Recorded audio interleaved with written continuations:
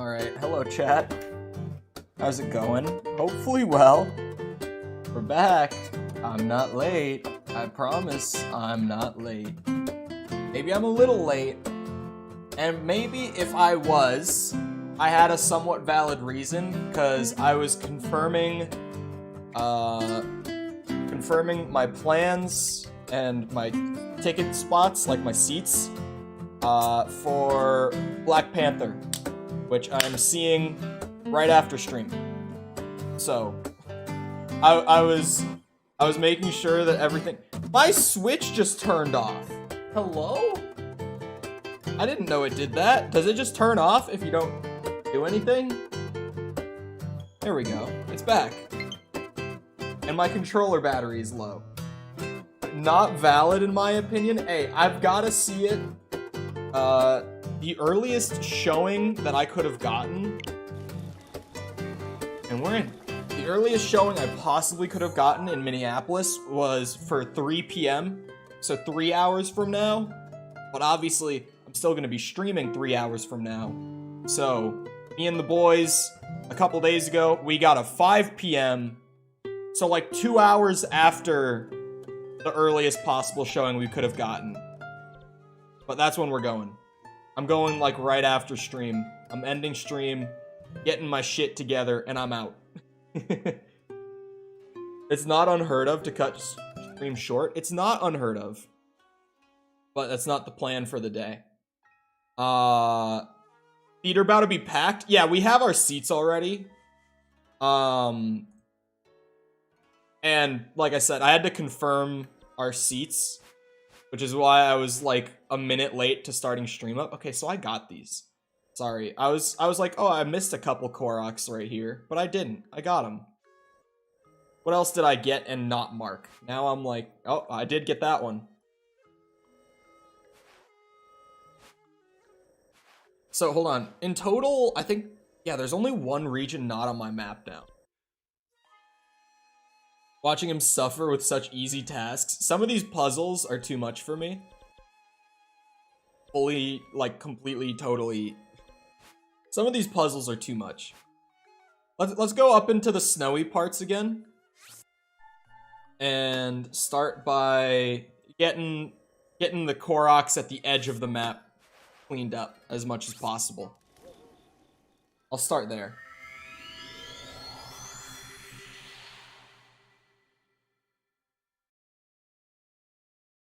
Are you watching Lyle Crocodile? What?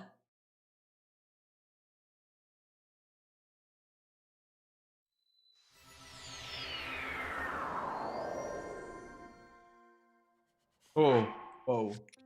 Hello, it's chilly. Let me get my cool bird clothes. Wait. But then I don't get the set bonus. I'll take the set bonus.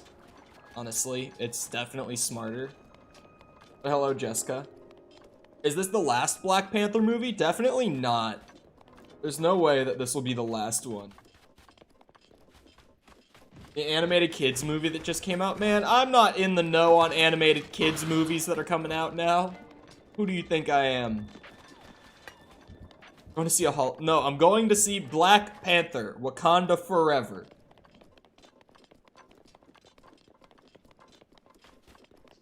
That's where I'm going.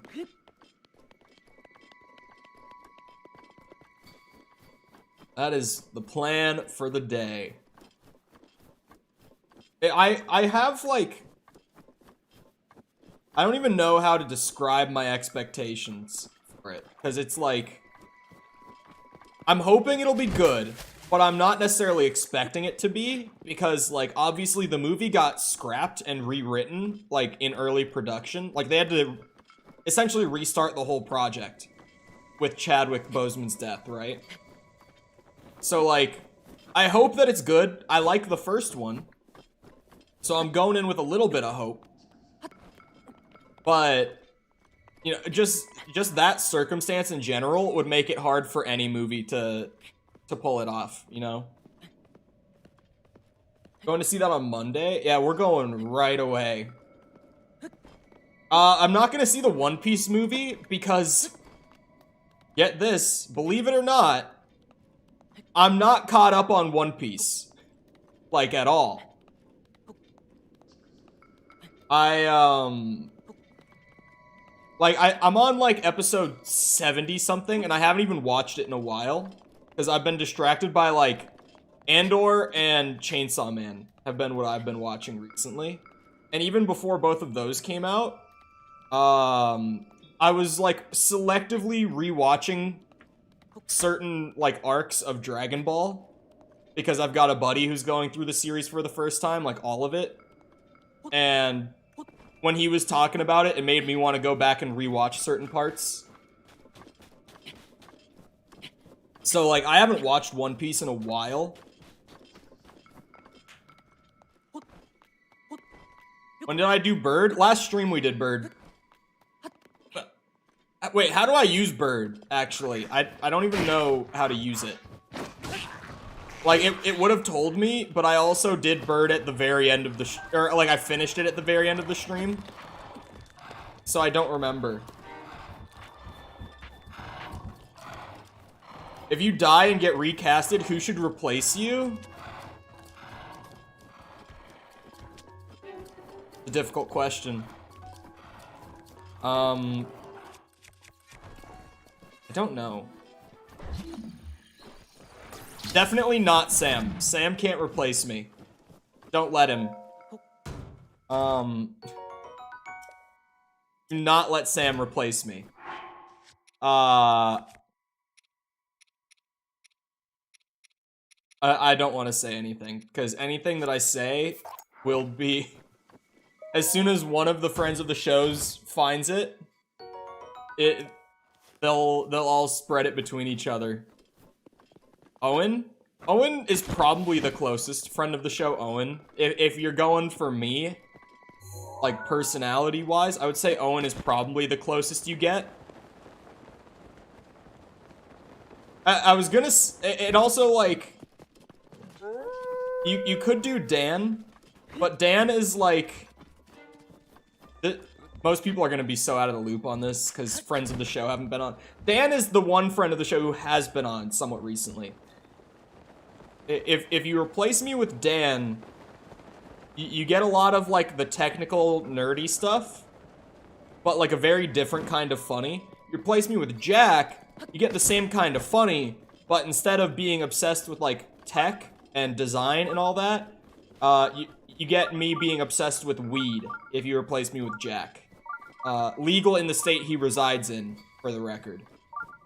And he is of age. He is above 21 years old. So. This is not me outing him. Genuinely, it's fully legal where he is. Is it up top? Is it another cave? Jack, Dan, Owen, etc. Hey, Dan was recently on stream for Modern Warfare 2 release day, okay? Dan is the one friend of the show who has been on stream recently. Sam would get banned in 5 seconds. In all fairness, Sam is completely different in that regard now. Sam is nothing like that anymore. But I'm still, like, traumatized from the way he used to be, and I'm like, for safety purposes, do not let Sam take the channel. Do not. He is completely different now, but just to be safe. Did you watch the Dragon Ball Superhero in theaters? I did not see it in theaters, but I watched it. And I liked it a lot. Not as much as Broly, but it was really good.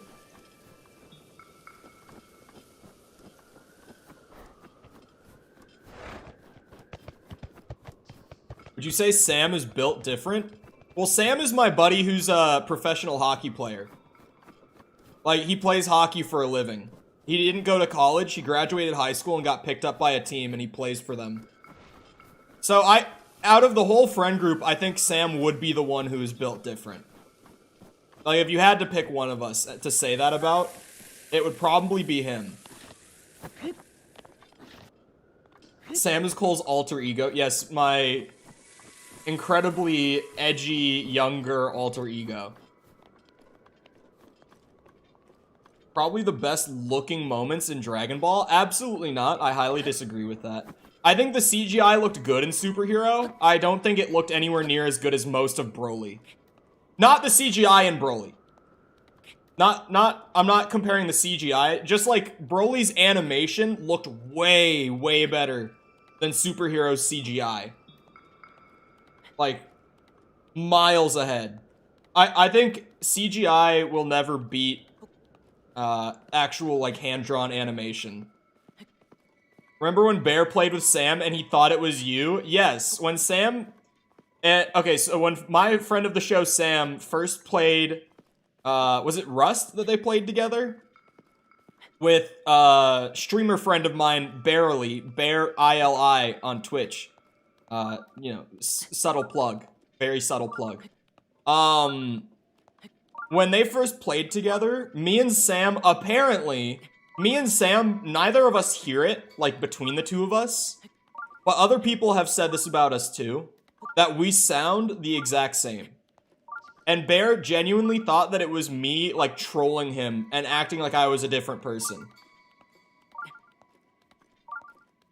The whole last fight looked insane. I watched it in... I have one friend whose family has always been, how do we say, well off, as long as I've known him. Yeah, there's Bear's link, right there. His family's always been rich. Like, as long as we've known him, like, since he was a kid, his family's been very, very wealthy. Great friend to have. Joking, by the way. But I watched it in his home theater at his parents' house. So and this ain't no pushover home theater, let me tell you. I still watched it on a pretty big screen with, like, surround sound and subwoofers and soundproofing and all that. So I still got, like, a pretty close to theater experience. Home manipulates people and uses them for their money. Well, I literally sit here all day, every day. Not all day, every day. I like the running joke that YouTubers just panhandle from children and Twitch streamers. I've always liked that bit. I was about to just say something like that. That I just sit here and panhandle children.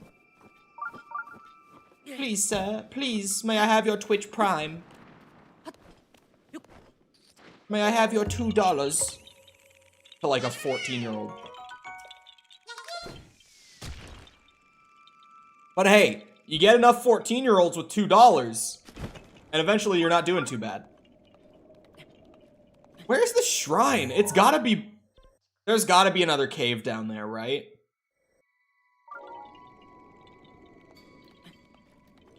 Don't use it on my channel. Do not. Twitch uses payment thresholds. I will never get the money. If you heard me say that and you were like, oh, I'll give Cole my Prime, don't. Because I will never see the payment from that. It'll just be throwing your Prime out into the void for nothing.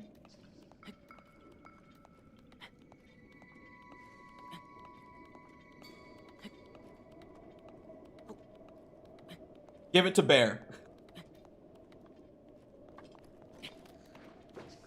My favorite Twitch streamer that I know. I really don't watch Twitch. I actually, there was a Twitch ban this morning that I had to message friend of the show, Dan, who does watch Twitch and enjoys Twitch culture a lot. But I've definitely fallen out of the loop in that, or with, like, Twitch culture in the last year. But some streamer got banned, and I saw, like, Dexerto tweet it. And I had to text my friend Dan and be like, who is this? I was like, who is this guy? Why is it notable enough that he got banned that Dexerto's tweeting it? Like, what is going on here? I genuinely had no idea who it was. And even, to be fair, friend of the show, Dan, didn't know who it was either. I had to go down, like, a rabbit hole to figure out who he was. Turns out he, like, used to be friends with Andrew Tate, and he said some kind of crazy stuff and got banned for it. Shocker. Someone who used to be friends with Andrew Tate might have said something a little unpleasant. Who would have thought? I need to try the bird ability out. Been watching YouTube too long to invest in another live stream platform. Honestly, like, true though? Like, I feel like I've said this about TikTok too. In terms of like, why I prefer YouTube shorts over TikTok when I'm watching personally. And it's just like having everything on one platform that I've used like my whole life. Like a platform that I'm familiar with and can just kind of be like my one-stop shop for all of it, you know? Podcasts, live streams, normal video content, short form content, like all of it's here. I don't have to go between apps or different platforms. Like it's all here. All curated by the same algorithm that already has like... Battery's low. Oh, there it is. It has, both of them are low. It has, what, like 15 years of algorithm data on me at this point? Because I made my account on YouTube. Literally, this account that I use as my actual channel, I made in 2007. So this account is literally 15 years old now. So yeah, they've got plenty of data on me, algorithmically. Oh, was it 2009? My bad. 13 years. Show us your YouTube sub history. I actually, the other day, I was like reading out my sub list. Because I was talking about, I'm subbed to like over 200 channels on YouTube. Because I subscribe to anyone who I watch like more than one of their videos and enjoy them consistently. And then I completely forget that I'm subbed to them because I don't actually use my subscriptions like box on YouTube.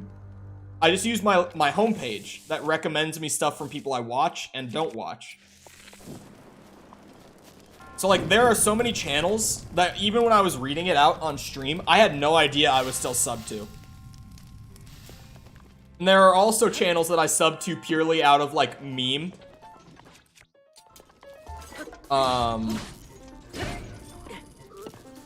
Like Amaranth. I'm subbed to Amaranth. I'm subbed to VTubers, text-to-speech anime meme channels. I'm actually not subbed. I should sub to some of those just, you know, for haha funny. Just, you know, diversify my my subscriptions a little bit with some text-to-speech meme channels. I think that's a good idea, Sepper. I'll be getting on that one shortly. I hate those. I've honestly never seen a text-to-speech meme channel. I've seen, like, the text-to-speech Reddit channels, though.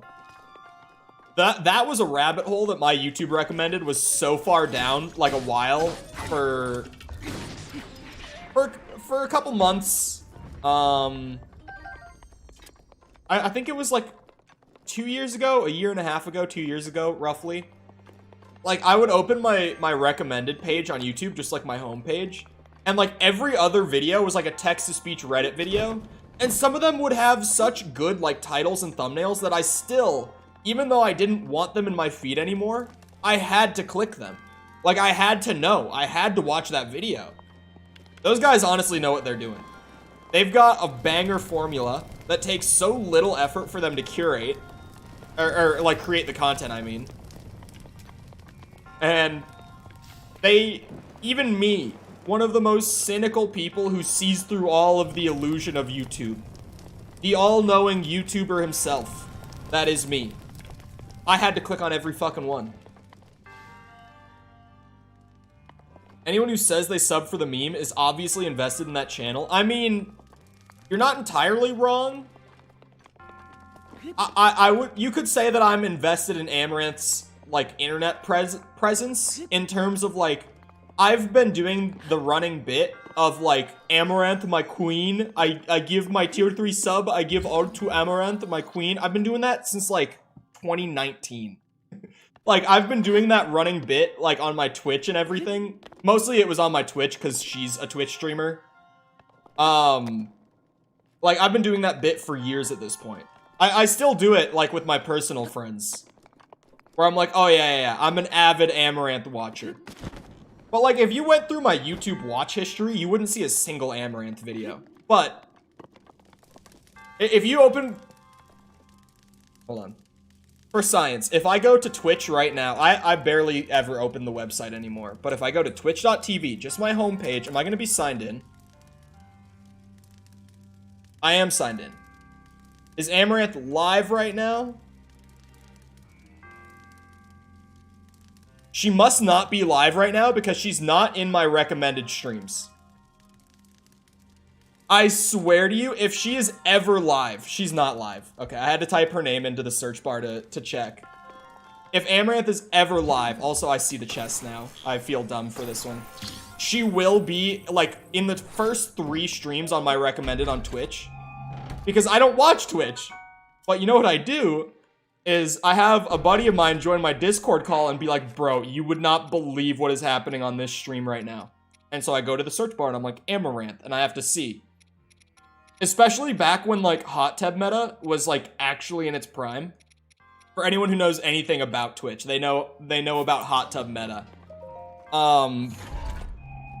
There were some crazy days where I would have a buddy enter, like, voice chat or call me or whatever and just be like, you have to see what Amaranth is doing right now. And I go to her stream and she's, like, riding a Pickle Rick floaty in a hot tub with a bikini on and writing down her top donators' names on the Pickle Rick. Stuff like that. Like, of course I'm gonna feed into the meme of that. That's hilarious. Oh, I set that on fire. And oh, I get it, chat. I get it. It's okay, I finally put it together. If I burn the barrels... Wait, they are gonna burn, right? Like they're gonna despawn sort of thing? Ah, yes, there we go. There we go. She's gone changing outfits? Yeah, I've talked about the changing outfits before on my stream, actually. Cause she was on Ludwig's podcast, which is a really good podcast, by the way. But she was on his podcast called The Yard. For an episode, like, pretty early on after they started it. And she was explaining, like, how hot tub meta evolved over time to them. Because she was very much, like, the pioneer of it. She wasn't the first person to ever stream in a hot tub. But she was absolutely the person who, like, carried it to, like, the mainstream the way that she did. And the changing outfits thing was a very specifically planned out part of how she adapted to the meta of it. It's crazy, right? Get ready for this. Because the psychology of it is, new viewer joins stream, and she's not there. It sees changing outfits. What is new viewer going to do? They're going to stay there. And they're going to raise her average view count, which then promotes her further on Twitch, because the only thing... Twitch doesn't have an actual algorithm. All Twitch has is higher number means you get promoted more. That's it. That's the only way that Twitch works. Algorithmically speaking. There's nothing beyond that. So, you stay there, waiting to see when she comes back what she's doing, see the new bikini, whatever you're waiting for, you're going to wait for it. Regardless of what exactly you're waiting for. You're going to stay there.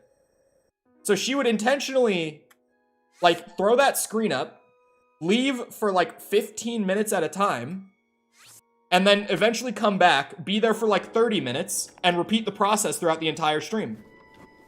And she would actually change the bikini. It's not like it was complete, like, bullshit clickbait. Like, she would change outfits constantly every time she did it. But it was because it raised her view count.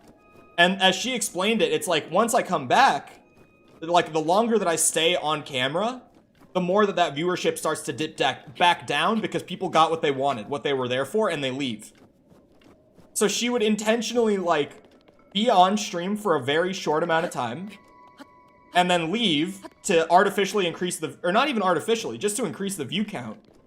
Because it worked consistently. And then she would come back, and once it dipped far enough down to where she was like, okay, I need the views to boost again, she would leave. Can I post your old Twitch clips in chat? No, don't.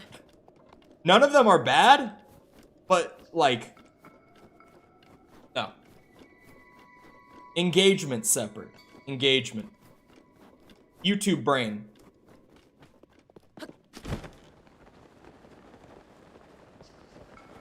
You think like the machine.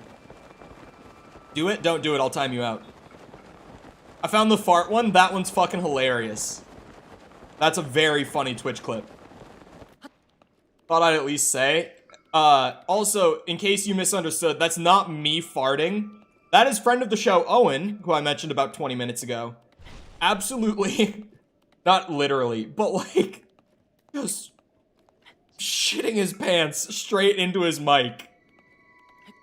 You can see me talking during the clip. My mic was actually muted when he did that. That's also why you don't hear me laugh.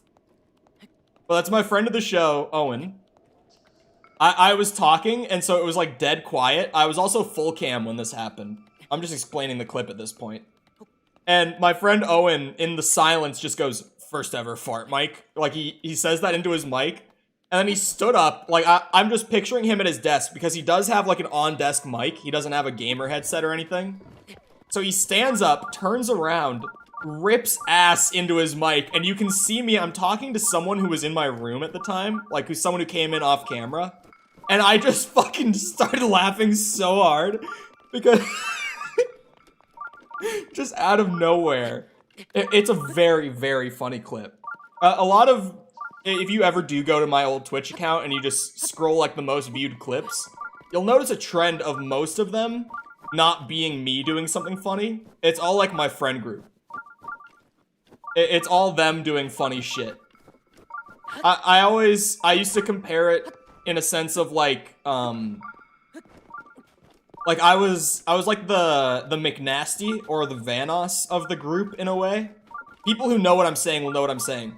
Like, I was the guy who would hang out, who was there, would make the content, but like, I was the least funny person in the group. Like, absolutely, the content that I made was carried by how funny the people around me were, rather than by me being funny. And that was completely the way it was on my Twitch account, back when I used to have my friend group on all the time. Because, like, I have my moments where I will say something funny or do something funny. But they are way more consistently funny than I am. Like, every single person in the group is funnier than me. Like, it's just one of those things where it's like, yeah, that's just a truth. It's the way it is. I'm the least funny of the group. Well, that's only because the rest of them are so goddamn funny. Because clearly, I'm very funny. Well, I was kind of... Oh, yes, this is exactly what I wanted.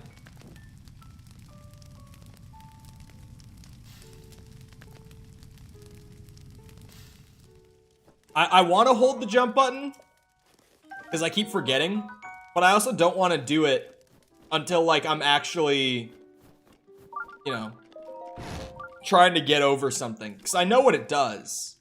Yeah. Why do you live here?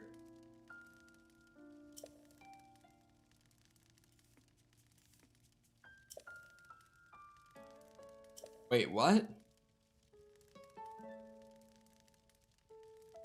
Oh, she'll say it for any shield, won't she? Not that it's incredibly rare, but just she'll comment on the shield. I didn't censor that. Bull did? No. Oh, Sepper. Now I know Sepper's not a Twitch guy. The names of clips are... They're titled by the person who takes the clip. Like, whatever viewer actually clips it, writes the title. The clips aren't, like, creator curated.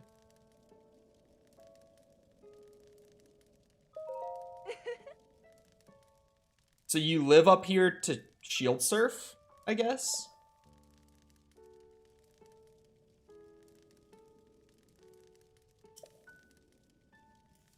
Oh, that's not bad.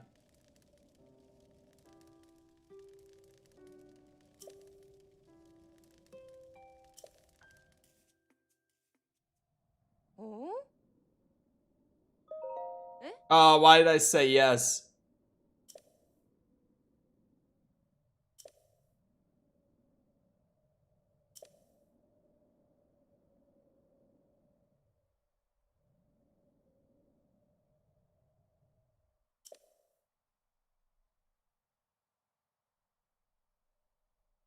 Okay. Whoa, this is a big surfing course.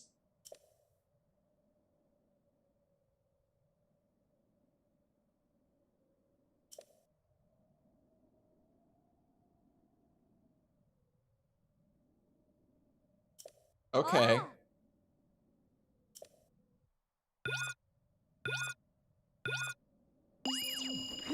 Huh. Go all the way down. Okay, it's just a stopwatch. A stopwatch. Words. I'm in my element right now. Am I supposed to go on top of the bridge or under the bridge? Question. Instructions unclear.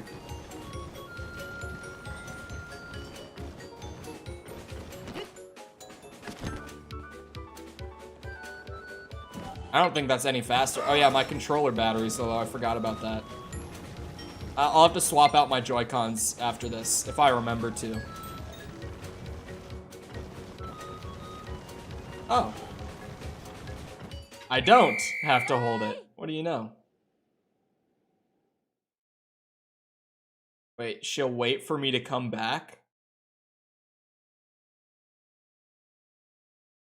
Oh, thank God. I was like, don't make me climb.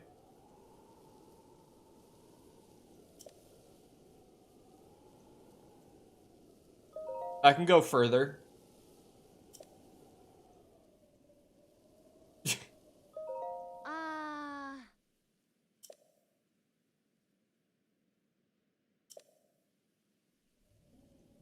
Well...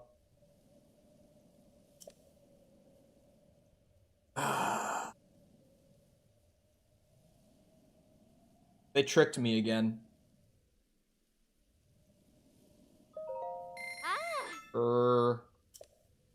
I need to do the advanced one.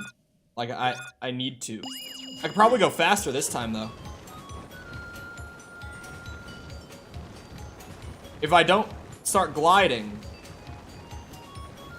Press Y while surfing? Oh! Oh, I can't do it in the air, though. Shit. Oh, I can do it. You know what, Nintendo? It's actually kind of slick of them. I'm not gonna lie.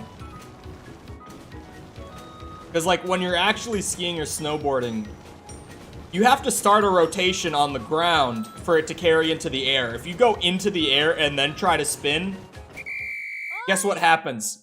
You don't go anywhere. Like, you have nothing to work with up there. The rotation starts on the end of the jump.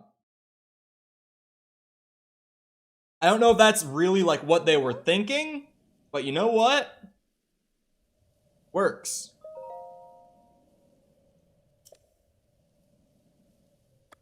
Frog.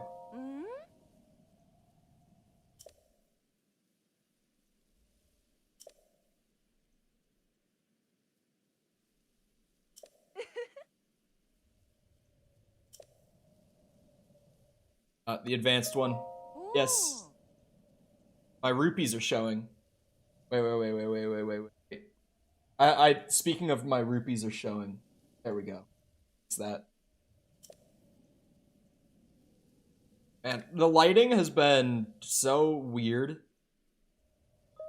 the last few days, because it's been, like, raining for just days straight here.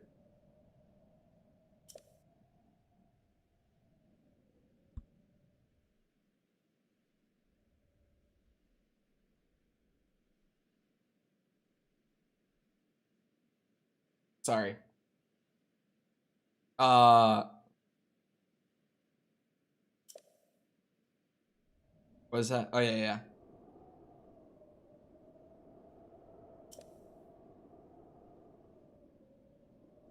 What was I talking about a second ago?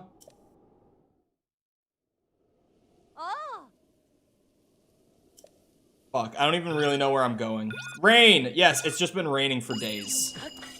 Oh, shit! Wrong button. Yeah. So there's, like, normally I get a little bit of light from outside, like daylight, that kind of balances it out. And I didn't realize that that was happening until I lost the daylight for a few days in a row. And now I'm like, oh, it makes it look so different without it. Because it's just been, like, straight clouds for days. It's been raining a ton. And it's been, like, just cold enough Or sorry, it's been really cold, but like just warm enough that it's not snowing. Like right now it's actually kind of warm. What?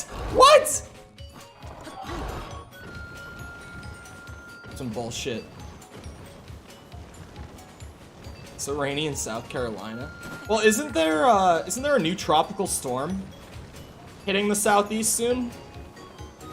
Did I catch that right? Like, I only just found out about this yesterday.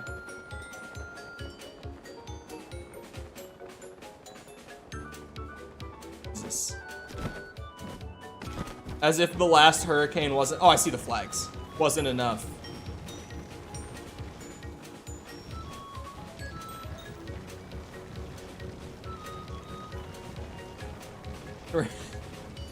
Well, it is the UK. If anything that I've heard about the weather there is remotely true, that doesn't shock me. Yay! That was a great time. Fantastic time, I would say. Record time, even.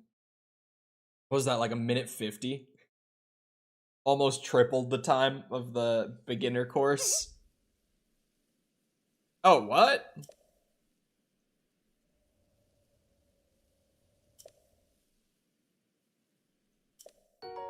Oh.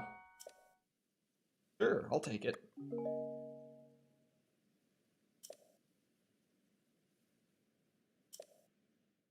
Nice. If there could be a 51st state, I'm assuming who would I choose and why? I would probably... Okay, wait. I was about to answer just like assuming that it worked one specific way. Are we saying like any neighboring like body? Like I could pick a province of Canada sort of thing? Or is this like something that's already a US territory? Can be anywhere in the world. I don't know if we need that. But honestly, Ontario is literally just the same as the American Midwest anyway. So, like, they would fit in very well if we were to take Ontario. But, I don't know why Puerto Rico's not a state at this point. Like, I don't realize, or I don't understand why they aren't. Because, like, they've been a territory for so long. We hold a governing presence there, like, pretty strongly. Like, why are they not a state? Why are they just a territory? I don't get it. Maybe Jamaica? Hey, that would be fucking awesome. Could you imagine Jamaica becomes a US state? That would be hype as shit. Because then we would have to add another Star Wars flag. Right, like 51 states isn't quite as nice as 50. But like, in all honesty, Puerto Rico should be a state. I've said this before on stream. Like, it really should be. I feel that way about most of our territories, but I know a decent amount about Puerto Rico. And, like, our presence there and what we do there. And I'm like, why are they not a state? 50's a nice number. I feel like that's one of the main reasons that we don't, honestly. And, like, sure, there's, like, a massive cultural difference. Like, the states of the US all have, like, their own cultures, right? Like, almost subcultures of the greater, just, like, American culture.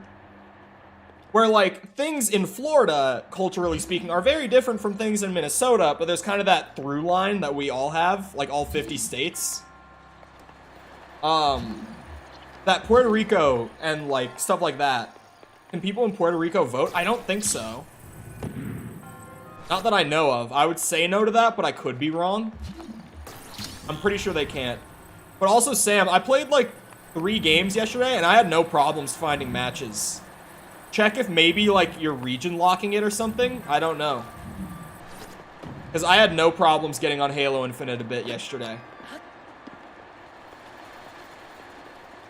What exactly is the play here? Who's gonna stop us? The moose. Who else? You think we're afraid of the Canadian military? We're afraid of the moose. They have a non-voting delegate in Congress. Okay, so so that's a no, but like kind of a yes. Do they elect like their Congress members the way states do? Basically a no. It's a no for like presidential, but like do they vote in midterms for like their own local government? Like if they have a delegate in Congress, they must vote for them, right?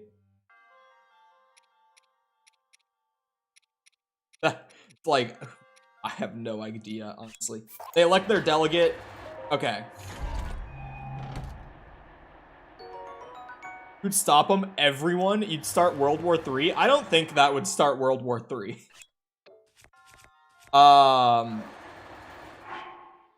If the Ukraine conflict hasn't started World War III at this point, I feel like most of the world would just be like, yeah, sure, take Canada, whatever, go for it. I don't think much of the world would be like, oh, you can't do that, that's bad, and enter the conflict. They vote in presidential primaries. There are delegates to the party conventions, and the candidates campaign there and everything. Okay, so they do vote for presidential.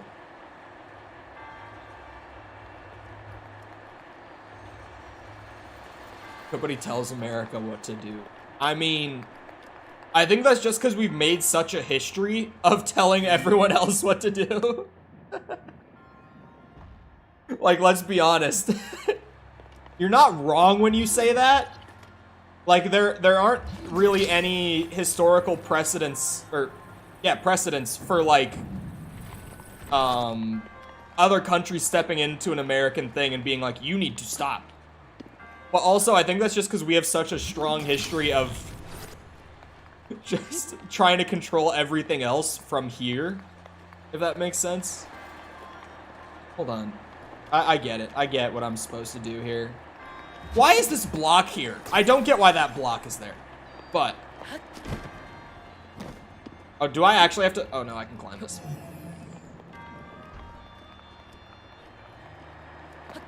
Only the primary. Okay. Interesting. It is really, like, a weird thing. That... oh! I get what the block does. Chat? I figured it out. Don't worry. Not worry. Uh-oh.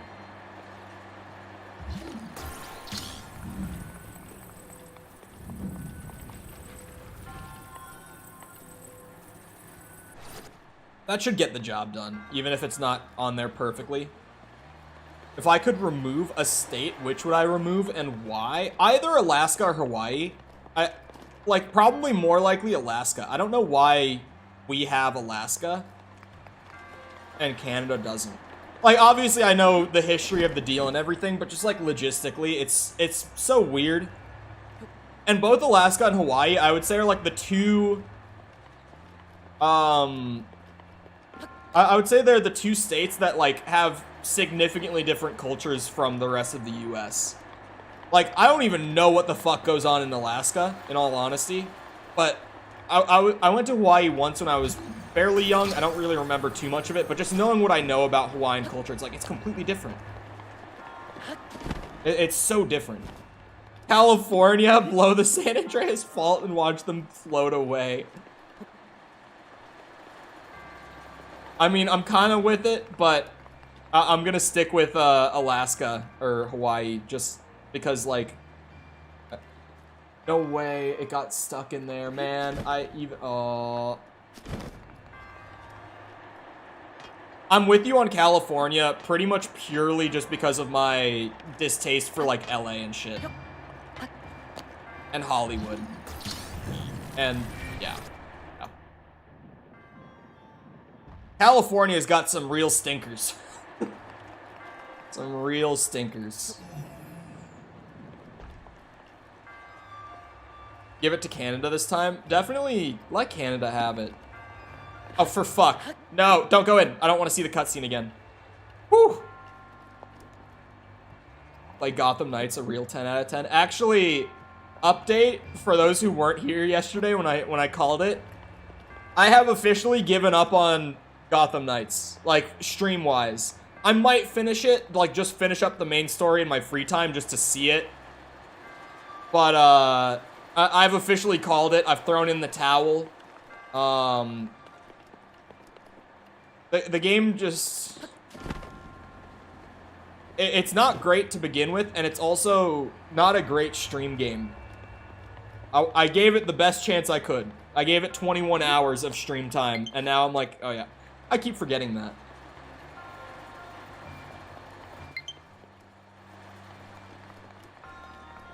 I'd eradicate Wisconsin. Wisconsin is an interesting state.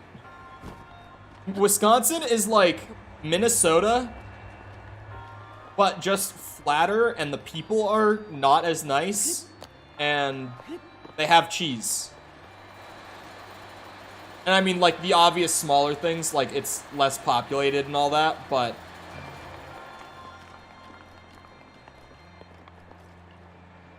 Wisconsin's an interesting anomaly. Did the Dakotas unite? Yes or no? I think if we were going to try to bring in other states, if we wanted to keep the round 50, you really could merge North and South Dakota. I don't think anyone would complain. You could probably do the same thing with, like, North and South Carolina, Virginia and West Virginia. Like, if we were going to start bringing in new states and you really wanted to keep it the 50 states, like, sure, start merging, like, the ones that got split in half to begin with. I don't see a problem with it. But hello, Rex. Welcome back.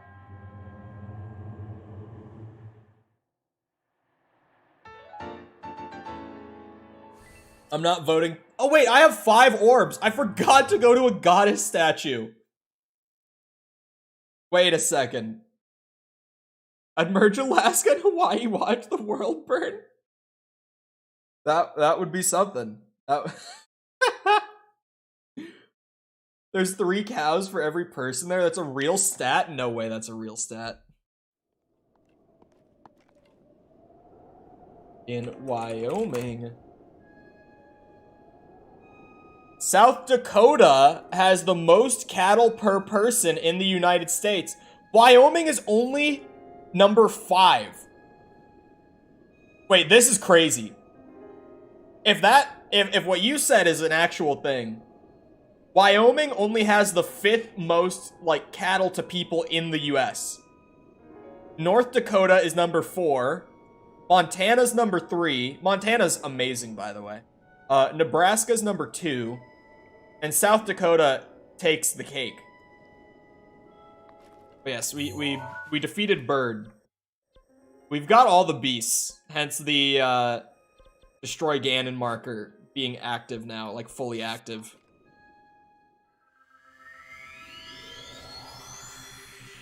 I still haven't used the bird power though in like 45 minutes of today's stream. Yeah. It's the least population density. I believe that. It's one of those states where it's like, what's out there?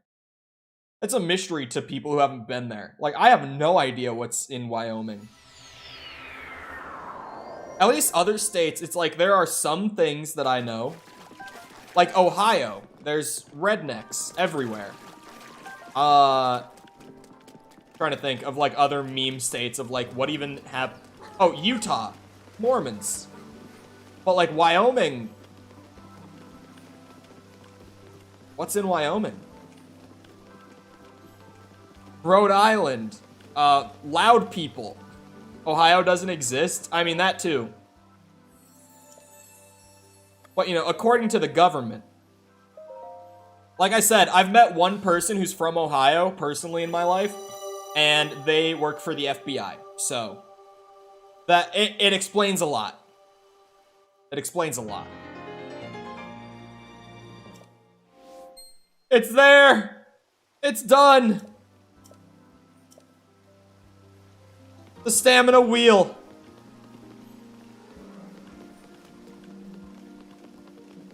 I can run for so long. Look at me go. Beautiful. Now I just pump hearts with each orb I get, I guess. Population of 1,100. Oh man, I used to, when I was a kid, we would go up to a town a little bit north of the cities. It's not too far. It's kind of out there, but it's not super far. There's a town on Mille Lacs Lake up in, it's about in the middle of Minnesota if you were to like look at the full map, but it's north of the cities. So I say up. It had a population of like 200. I spent a lot of time in that town growing up. Learned a lot about redneck culture.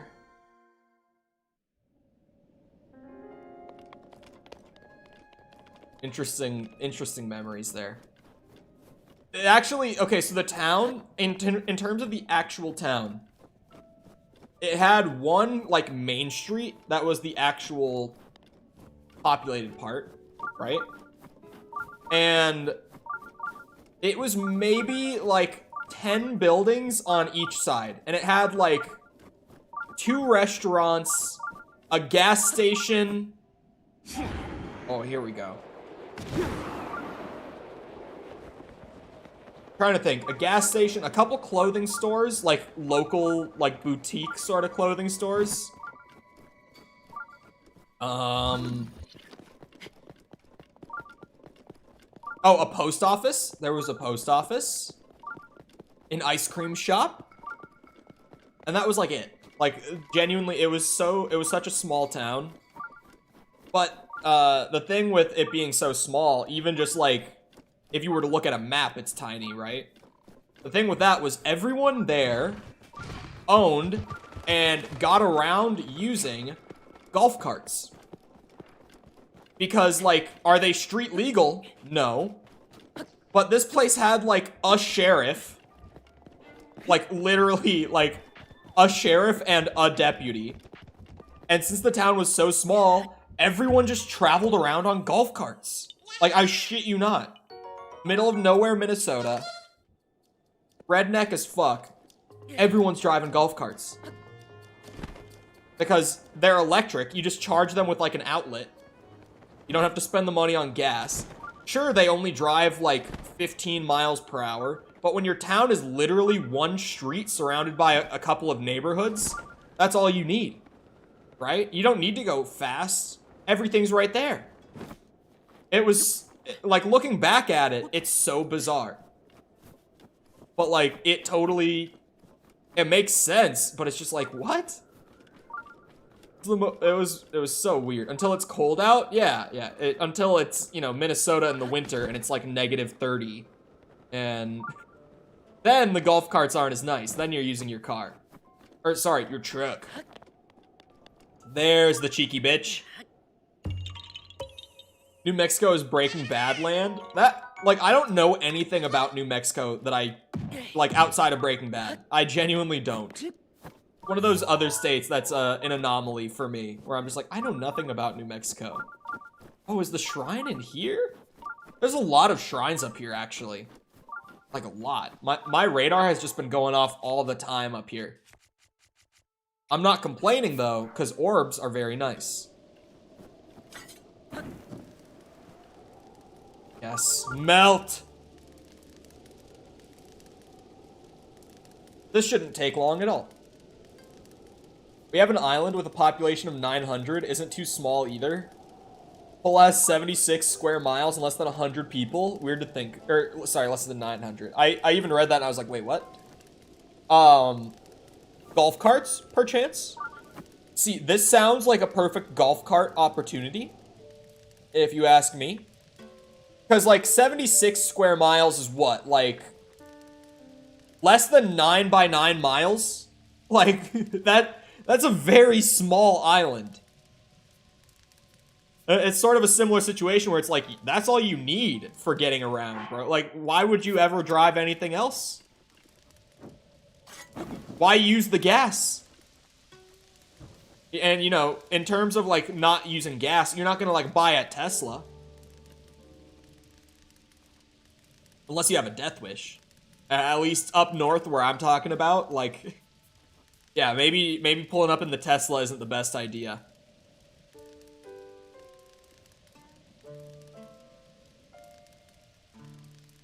OnlyFans at 2.5K. Oh. Hello. We can negotiate terms of the OnlyFans. Ask again at 10K. Don't expect Markiplier level tasteful nudes.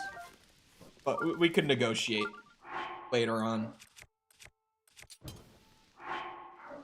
This one I could probably just melt with the blade. Oh, it's kind of, yeah. Out west cold is different than southern cold. Like Wyoming 0 is like a South Carolina 32. What do you mean by that? What do you mean by that? People make bank off of that? Agreed. But also, like, I think you could, unless you're trying to do that kind of OnlyFans, like in my case where I'm like, don't expect a Markiplier kind of OnlyFans, or like a Belle Delphine kind of OnlyFans from me. Like, there are so many other platforms I could choose. Even just YouTube. Oh god, what is that? What clip is this? I won't be able to hear it, but if I see it... Oh, it's a clip of me saying OnlyFans. Okay. It's from today's stream, so that immediately tells me what that is. Oh, wait. Oh, for a second I thought this... Oh, it's a combat one. With water on the floor?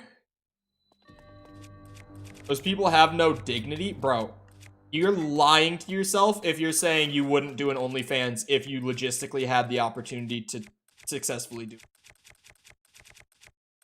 Have you seen the figures? Let me bring up again. I had a friend in college who she worked 1 hour a week on OnlyFans. OnlyFans was all that she did for money. She would work for an hour a week. And she paid her rent. And she had some spare money to, like, you know, live comfortably, indulge, do fun things she wanted to do. Like, she lived a very pleasant, very financially stable life at, like, 20 years old. Sorry, 21 years old. Because she posted some pics on OnlyFans and charged simps money for it.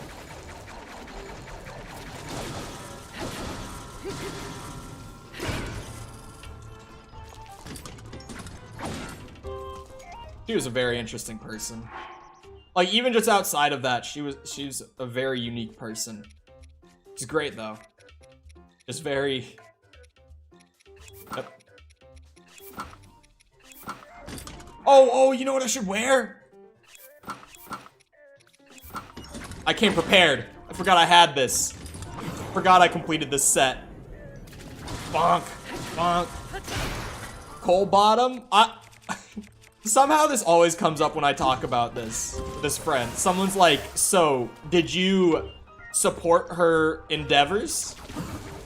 I personally did not.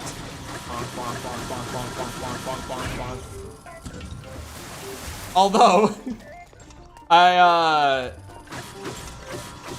my girlfriend at the time actually made an OnlyFans account just to subscribe to her, because she was like, yeah, it's $6 a month. I'll support it.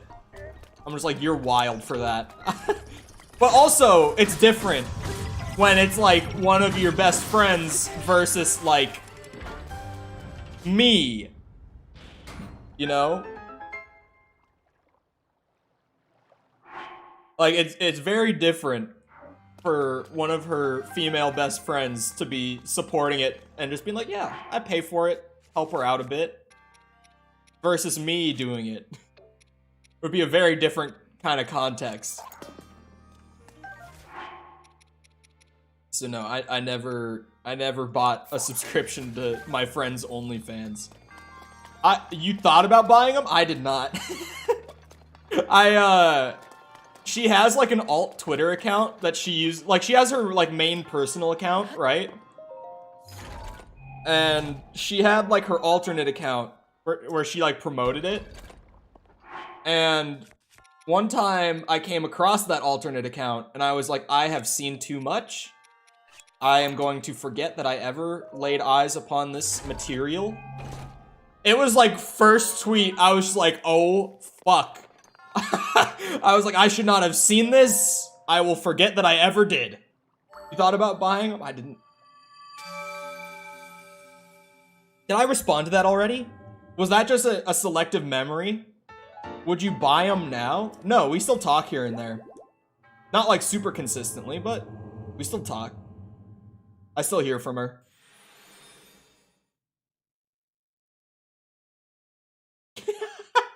Okay, there's a story behind this. Hold on, let me open the link and see what's there.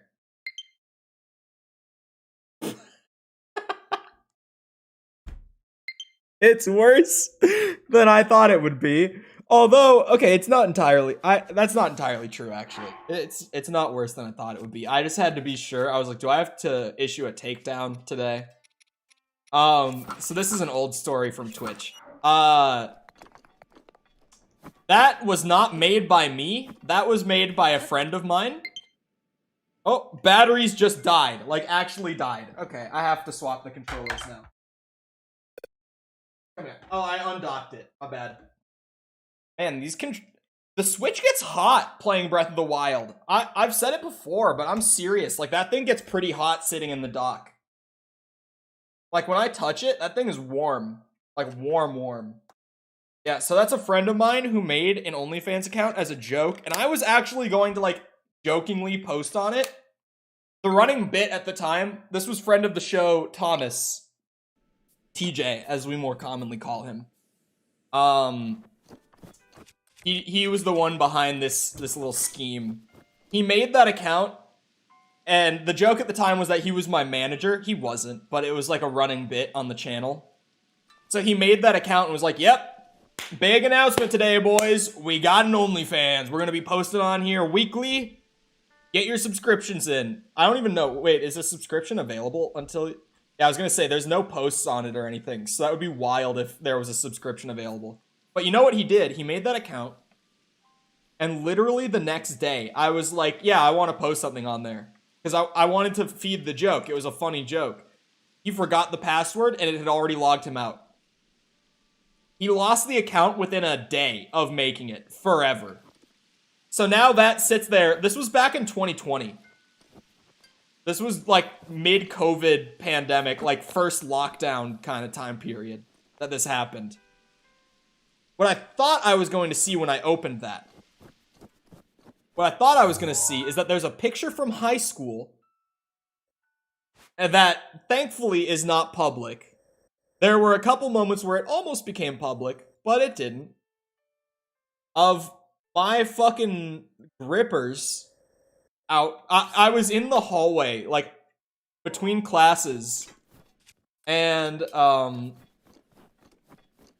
a buddy of mine wanted to try on my shoes, because he asked me what shoe size I had, like, how big my feet were, and I told him that I wear a size 12 shoe. And he was like, there's no way that you wear a size 12, because I wear a size 12, and I got some big feet. And so I was like, all right, bet, try my shoe on. So I took a shoe off, and while he was putting it on, another friend of ours, because it was such a running bit that I streamed on Twitch, like people loved that I streamed on Twitch at the time, he took a picture of my feet, like super zoomed in, my one foot that was out, he took a picture of it. And he was like, I have this forever now. You don't wear socks? There's more to the story. You're a size 12? Yeah, I got size 12 feet. I got some big feet. Not like massive feet, but like fairly big. His socks have holes? No, there's... Yeah, my friend Dan was there. Previously mentioned Dan. He took my sock off. And he was like, look, Twitch streamer feet on display. He was like, this is some money right here. And then the picture was taken. But it is just a full-on, zoomed-in picture of my foot. And I fully expected when I saw that link in chat that that would be like the profile picture of the account. Like, I fully, totally expected that to be the profile picture. It's big for your height? It is. I have big feet for how tall I am. Like 5'9" and a 12 shoe.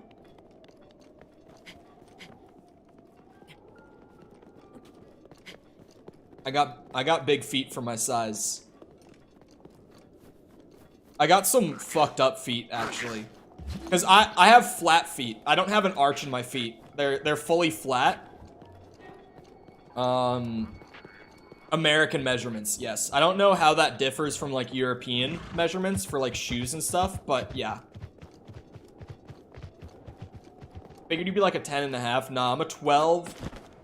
Size 12 extra wide shoe. That's my size. That is what I wear.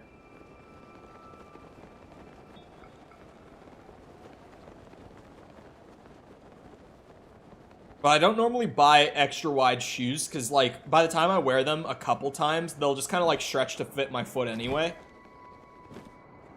So, I don't, like, actively seek out the extra wide.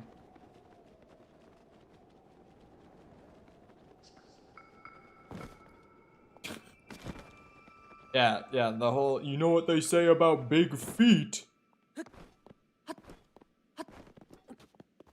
I know, nah, never mind. Stopping that one before it comes out of the mouth.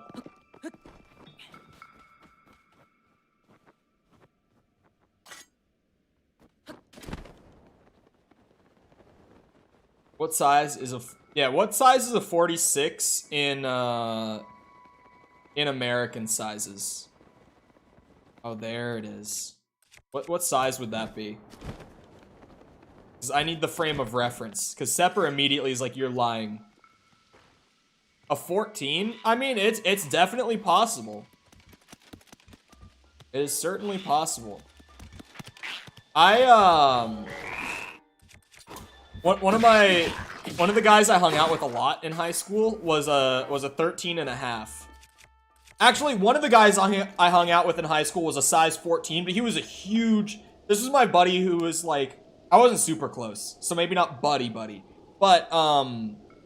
he was like 6'6" and like 270 pounds, I want to say, if I'm remembering right. Like, he was a big ass guy, and he wore a size 14. He had big feet. He was just a huge dude.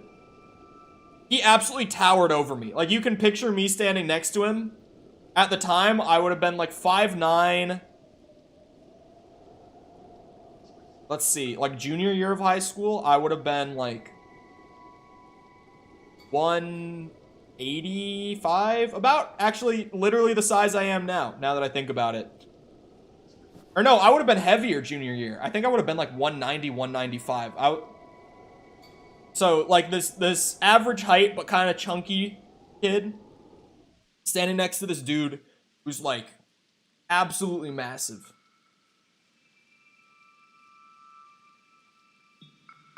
This is a dock that will help keep things cool. Totally. Wait, what? I'm assuming you posted a link that got blocked. Is there actually like a Switch dock that keeps it from getting hot? Is that a thing? Did you try to send something like that? Because it would have just gotten auto-filtered.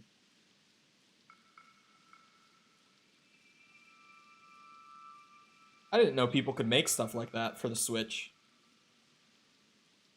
Because, yeah, the Switch gets kind of hot playing Breath of the Wild. Like, these controllers were warm when I took them off.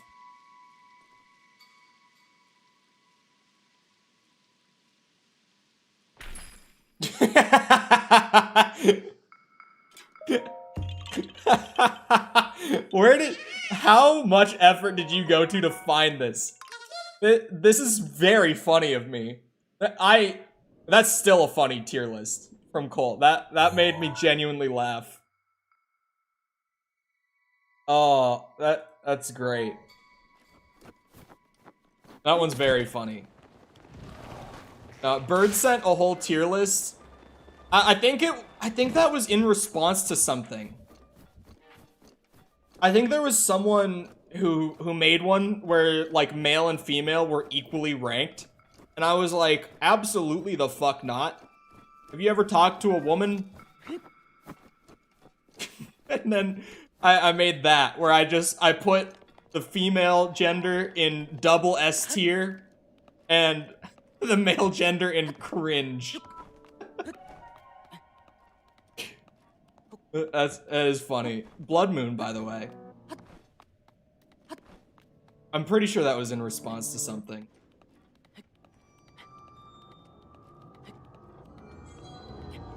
That's a rare moment where I find myself genuinely funny. Seeing that like a year and a half later, without the context, that was good. This is like you guys going back and replying to my tweets from like 2019. Which, for the record, is a thing that some people in Discord did. By some people, I mean pretty much just like Sepper and Perdos. And I think Tom, maybe? I don't remember. But everyone was making lists? Oh, okay. I was like, there has to be some sort of context. We would never... Bro, you literally were replying. The digital footprint is there. I could go pull it up right now. Like, even if you delete it, it'll still be in my notifications. Because I don't actually, like, tweet ever anymore. The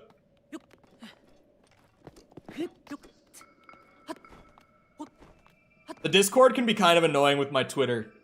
Because one time, I can't remember who started it. They were like going through my old tweets being like, Cole always tries to make banger tweets and they never actually take off. Selectively ignoring all the tweets that did, but regardless. They weren't entirely wrong, but I like haven't actually tweeted consistently since like June. And even then I was only actually tweeting a lot because I was sick and like stuck in my bed for a week.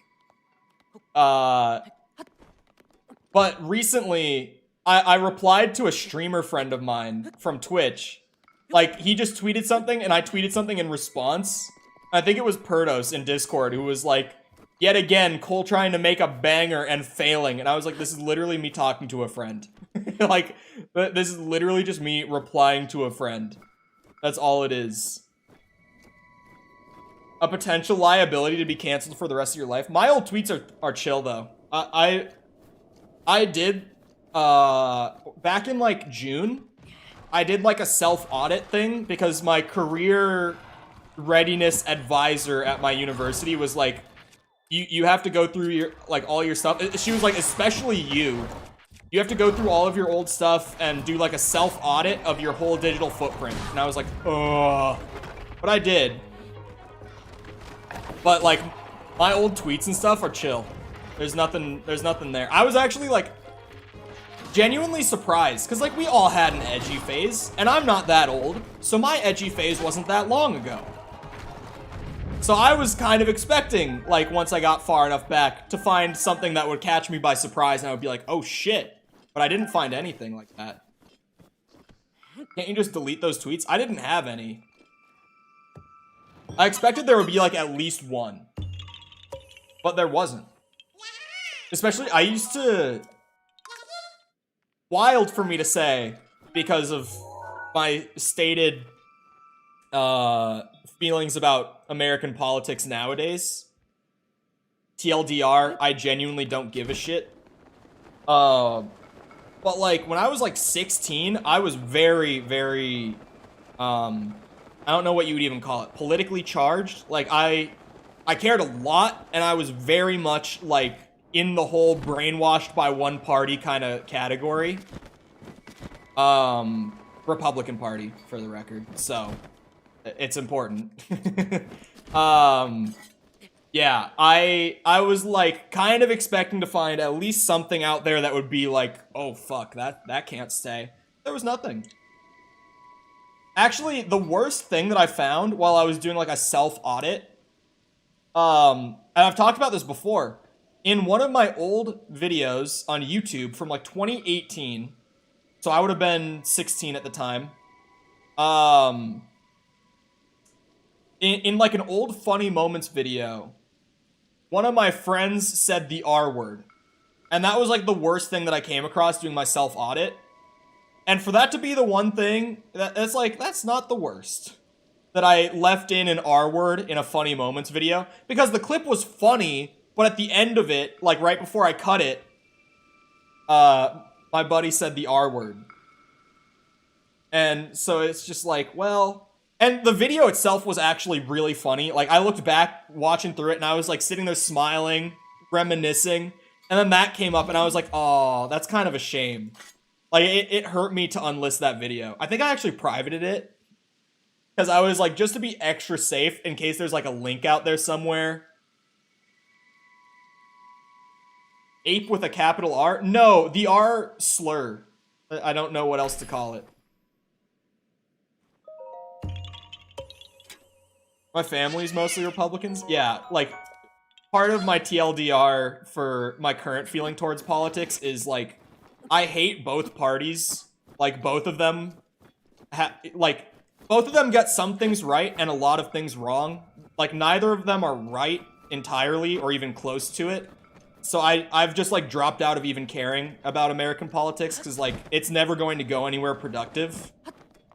But I used to be, like, very strongly right-wing when I was, like, 15, 16.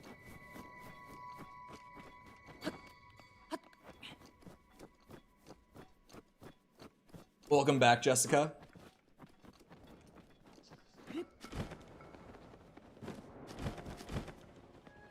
Ooh.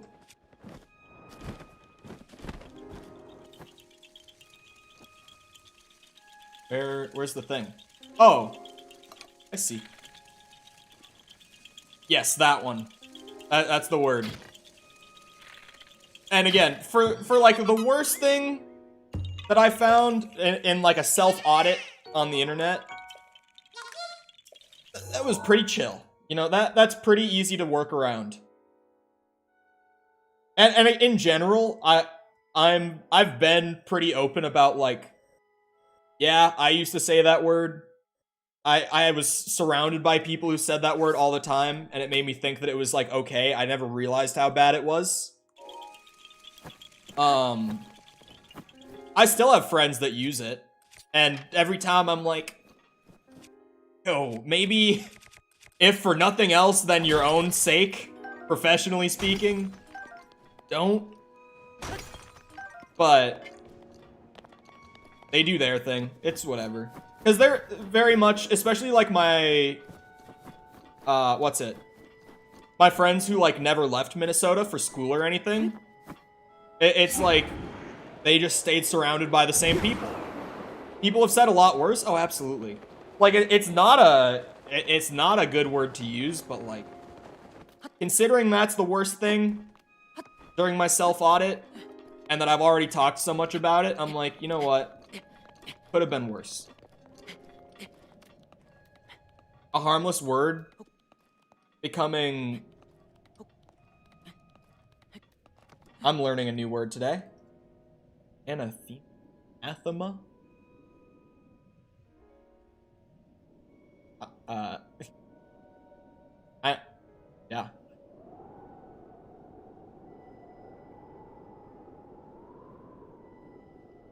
Sorry, I'm reading the definition. There's a couple different.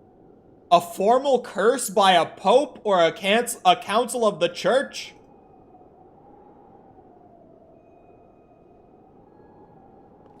Under a stream of Breath of the Wild? Well, I was talking about my old tweets and stuff and just being like, yeah, there's not that much bad there. It's a funny image, but I don't want to take credit. Yeah. It is a funny image.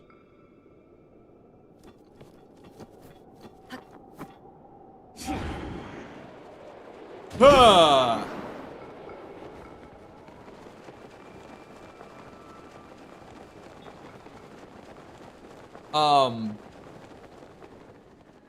What was I talking about? Oh yeah, the internet self-audit that I did when I was like writing up my resume and stuff for like my career advisors in college. I still like, even when I was in like my younger, edgier phase, and I had like as much of a social media footprint as I did, it seems like I still had a sense of like not like saying certain things publicly. Considering that I used to be part of like a fairly edgy friend group, I was surprised. As I've also said previously, some of the people I hung out with in high school were not pleasant people. He's capping? Absolutely. Do not explain it. Way faster than the paraglider in Gotham Knights. Man, Nightwing's paraglider is painful. Just absolutely painful.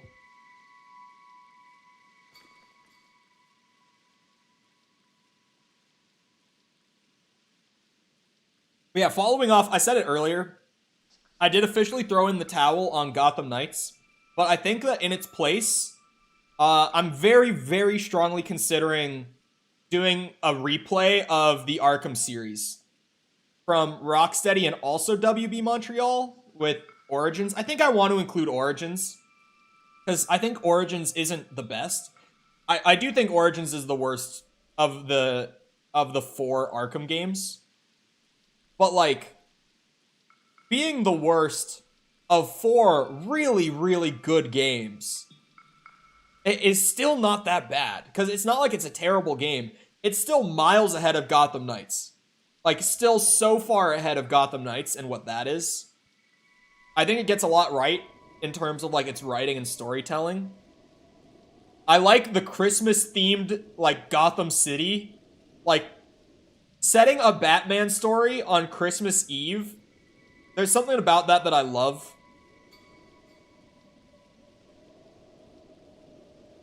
Stream God of War Ragnarok, pretty fun I've heard. And with it being new, the algorithm won't hate it. I would need to buy a PS5. You don't realize that playing God of War Ragnarok would cost me $570. You know, I could get some pretty good return on some games that I buy for the channel. I tend to get at least, like, good enough return to be satisfied on purchases I make for the channel. That one's probably a bit too much. Hinging that I would make $600 on a game that's just kind of like a straight linear story game. It's like, that one might be a bit riskier.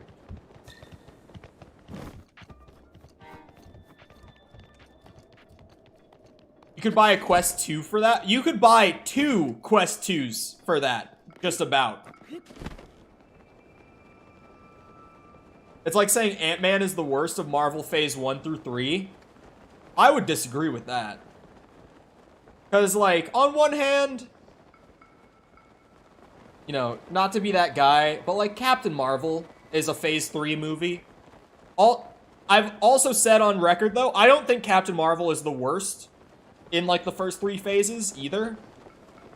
I think that, by far, easily, my least favorite, phases 1 through 3, or, sorry, my least favorite of phases 1 through 3 is Ant-Man and the Wasp. I think that's the worst of the first 3 phases right there. I really didn't like that one. That movie just, it really felt like a mess to me. Like, all around. It really felt like a mess to me. What about Hulk? The Incredible Hulk is very slept on. It's still, like, I can't put it much above, like, a B tier, like a low B tier. But The Incredible Hulk gets way too much shit. It's not like this big action blockbuster that people tend to expect from Marvel. It's more like a character study on Bruce Banner himself, and I actually really like what they did with it. I think it fumbled in some parts, but in general, it gets way too much shit. I think it generally gets shit from what I hear people say, or sorry, most people say, word pronunciations are difficult. I generally hear people say that it's boring, but like, just because it doesn't have as much action as most Marvel movies doesn't mean that I inherently dislike it. Yeah, yeah. Incredible Hulk is the second MCU movie. My favorite Marvel movie is Revenge of the Sith. I'm gonna have to agree with you on that.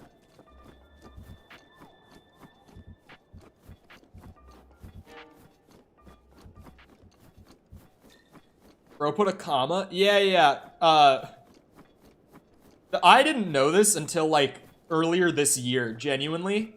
That in Europe, they very often use commas the same way that we use decimals. Like, incredibly common. I had no idea about that until Mikkel literally told me that that's the case. I had never heard of that before. I had never seen that before on the internet. That's something I, even with streaming for years at this point, I only just learned that this year.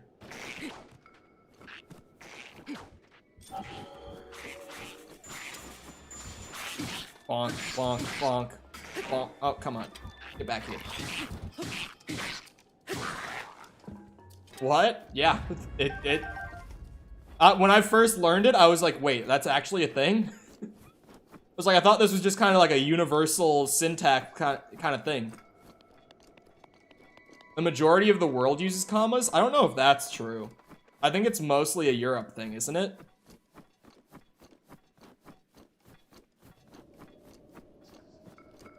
Am I wrong?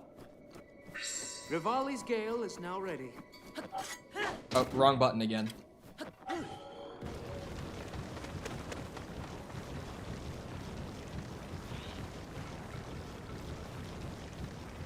Cheeky little shield surf. Oh, come on. Yeah, I'll do it again up here. Oh, there's a Lionel out here.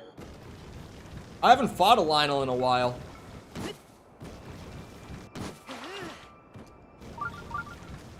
Oh shit, there's a shrine nearby. Do I want to fight him, is the question. Do I have cold food? That's gonna determine it. I do. Alright, I'll fight him. I'll do it. Could afford that. I don't think... Oh, I can. Oh, hold on. And then, boom. Yeah. I'm good. I can fight him.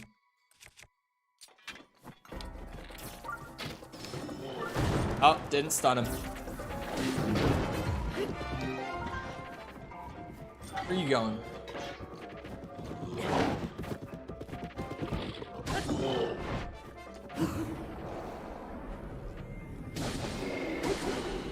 Bonk. Bonk. Oh. Farouk's protection activating randomly. Wait, where'd it go? What the hell? That was weird. You speak Python coding. Yep.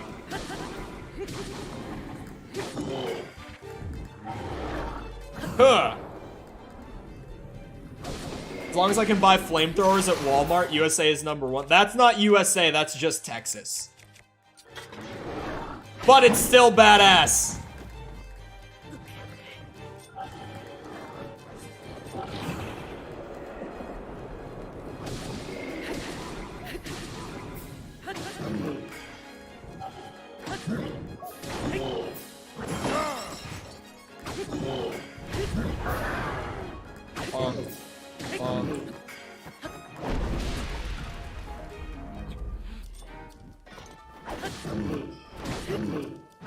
Ah, fuck.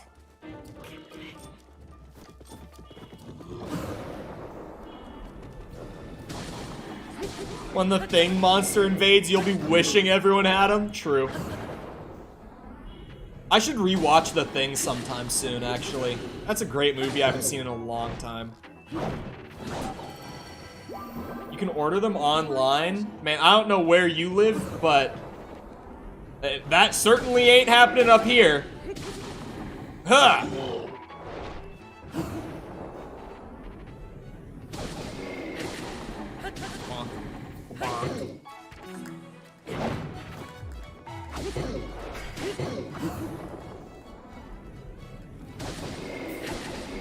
Bonk. Bonk. Oh, Aliens. I should watch Aliens instead. Like, I love The Thing. I love Aliens more, though. I haven't seen either of them in a long time. Oh, yeah, Florida. Florida, I would believe that they're selling them again down there in Florida. Up here in Minnesota, though, just the way that our gun laws are, we wouldn't be able to buy them at Walmart. That wouldn't fly up here. One more of my favorite bow. Don't mind if I do.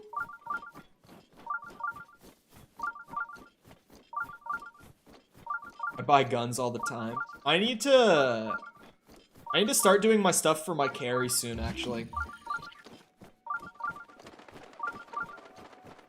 Because I'm only a few months from being 21 now. So I gotta get on that.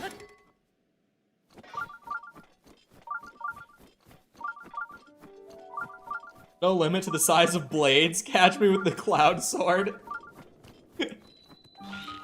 That's true, we don't have that here. I can carry whatever blade I want. I love being American and eating McDonald's.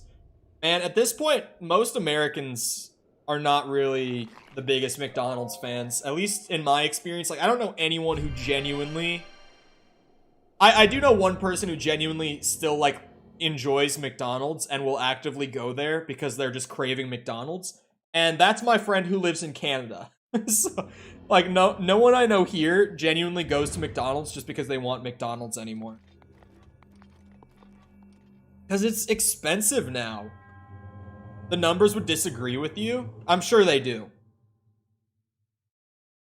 But, like, McDonald's, it's just expensive now. It definitely, like, among people I know, it's the main reason. Like, now, everyone I know is, like, if I'm going to go get fast food, I'll go get fast food. It's not gonna be McDonald's. Because, like, I could go to Wendy's. Oh, shit. I keep forgetting the buttons. I could go to Wendy's and get, like, more food for half the price. McDonald's prices are so whack at this point. Pledging to the flag is genuine cult behavior. I don't know why people still say that we, like, have to pledge to the flag every day in school. Because it's not true.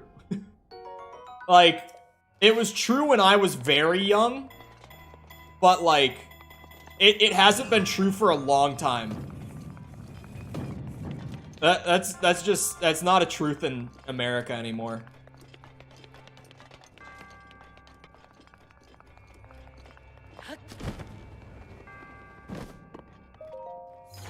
It was for, like, the first couple years I was in school, but when I was, like, 7, we stopped doing it. Like, I barely even remember having to do it. I got a lot of weapons on the verge. Pledging to the flag when nothing really notable happened is wild. What do you mean?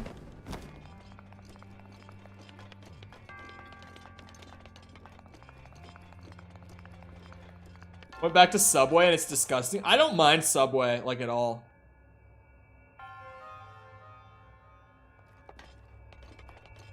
They still do it here, plus the Texas one. Wait. You pledge to the Texas flag as well? Am I understanding you correctly, Bird?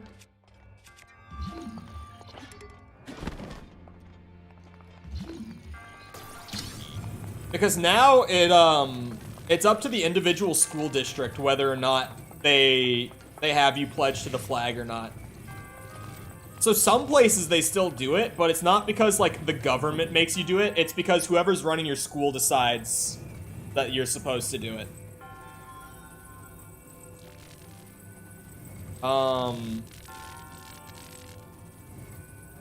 What am I supposed to do with this exactly?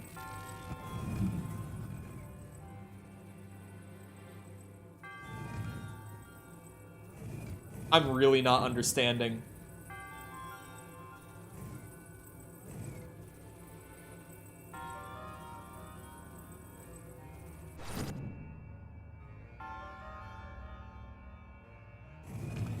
I got a key. But what are those platforms for?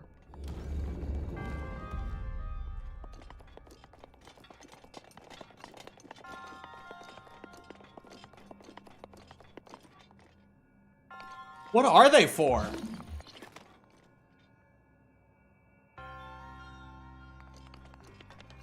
There's nothing up there. KFC greater than McDonald's? Bro, most fast food is greater than McDonald's. McDonald's kind of fucking sucks. Like, but it's that weird kind of it sucks. Because, like... Like, everyone knows that McDonald's is shit food. Everyone knows it. But, like, there's something about McDonald's that, like, there's some... If I start eating McDonald's, like, if I were to go to McDonald's, I would eat, like, 2 burgers and probably, like, a 10-piece of chicken nuggets. I would not be able to control myself, and I would eat a lot. I like their fries. Their fries are kind of overrated, I'm not gonna... But I'm not capping on this one. McDonald's is kind of like... I would consider it in the low tier of fast food at this point. Because consider your other options. You got Five Guys, which some people are like, that's fast casual. I can see your point, but depending on who you are, you got Five Guys. You got Wendy's. Again, half the price, same kind of food, tastes better. Like, why would I ever pick McDonald's over Wendy's? You got Chick-fil-A. Just miles ahead. About the same price. You got Zaxby's. Fantastic fast food. Popeyes. You got places like Firehouse Subs. Jersey Mike's. Like, McDonald's is low on the totem pole at this point. If McDonald's has stayed cheap, like if McDonald's still roughly costs about the same as Burger King, I would eat there a lot more. But they didn't stay cheap. They got huge. They got that insane brand recognition to where it's like people are going to eat us regardless. And they raised the prices a ton. Like McDonald's isn't even cheap anymore.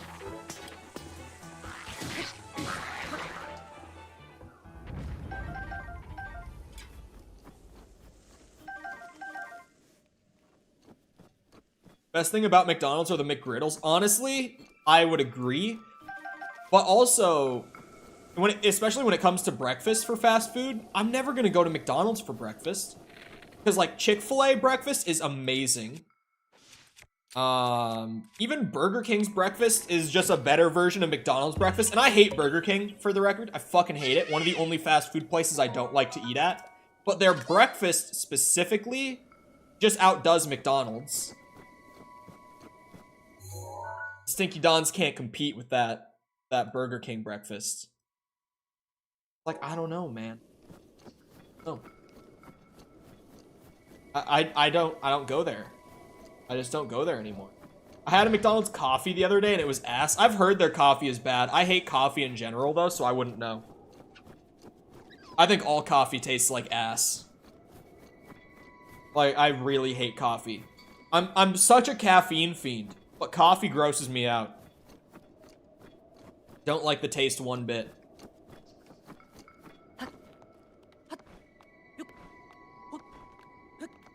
I heard from some that you do and some that you don't. I've never heard of it.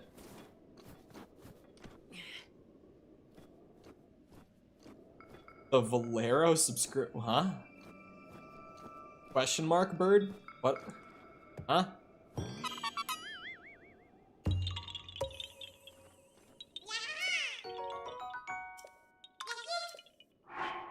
On the Mick Rocket Mick Croquet. Mick Croquet. Oh god, is it fish? The burger? Contains a what? What is this?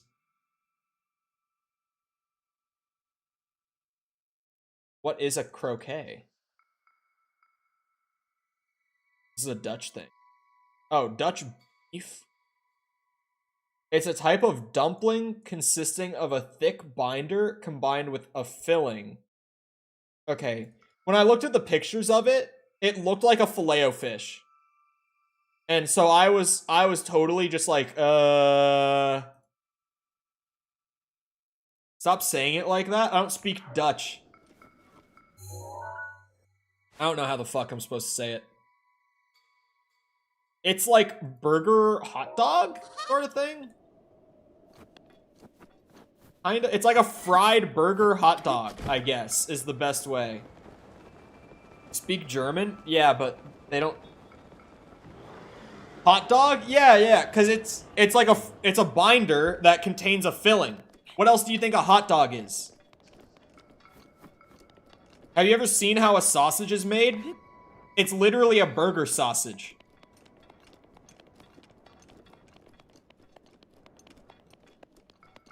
The filling is like a sauce, but it said it's a burger.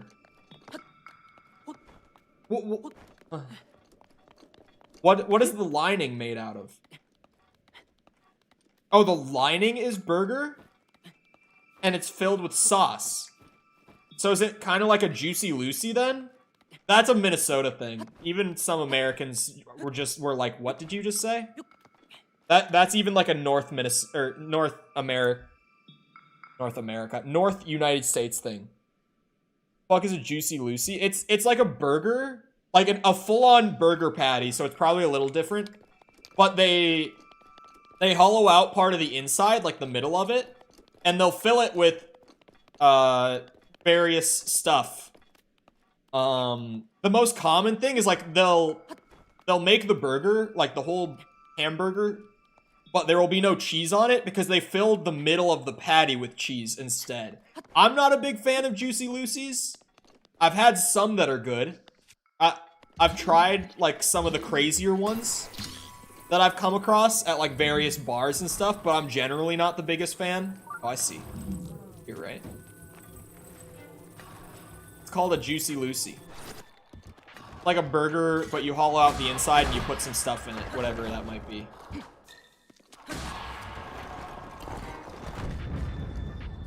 It's just a hollow shell filled with sauce. Yeah, okay, so it's kind of just like that. That makes sense to me. That's like, oh yeah, I could see that being good. Oh wait, is it? It's here. I see it. Or is it not? It could be the other side as well. Yeah. The shell isn't meat? So what about it is a burger? Oh, wait. Okay, so are you saying that generally it's not meat, but the McDonald's version is literally just they make one in the shape of a patty and they call it a burger? It's not meat at all. It's pig? Oh, is it like pig stomach or some shit? Oh, wait. There's a maze here.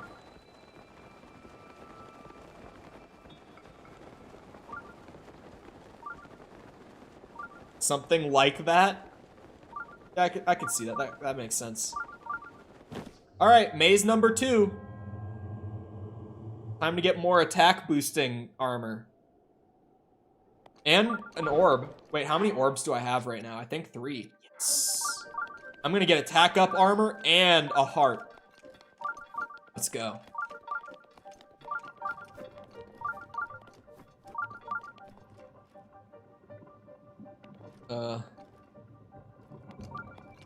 That way looks like a bit of a no-go.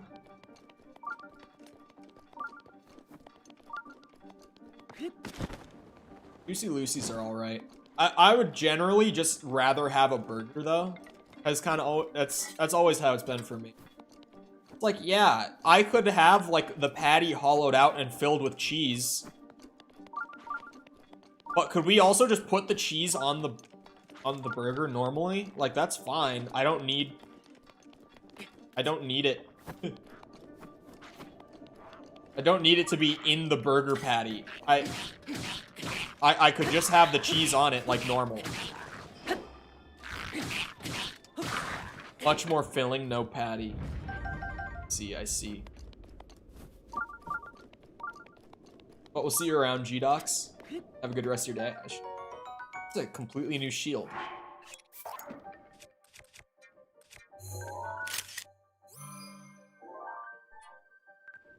I guess I already had a picture of it, though. Oh, I probably took a picture of that in the woman's house. Well, I should definitely take that. I'm not gonna keep it.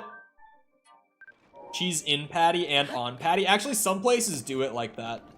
There's a bar near me that does it.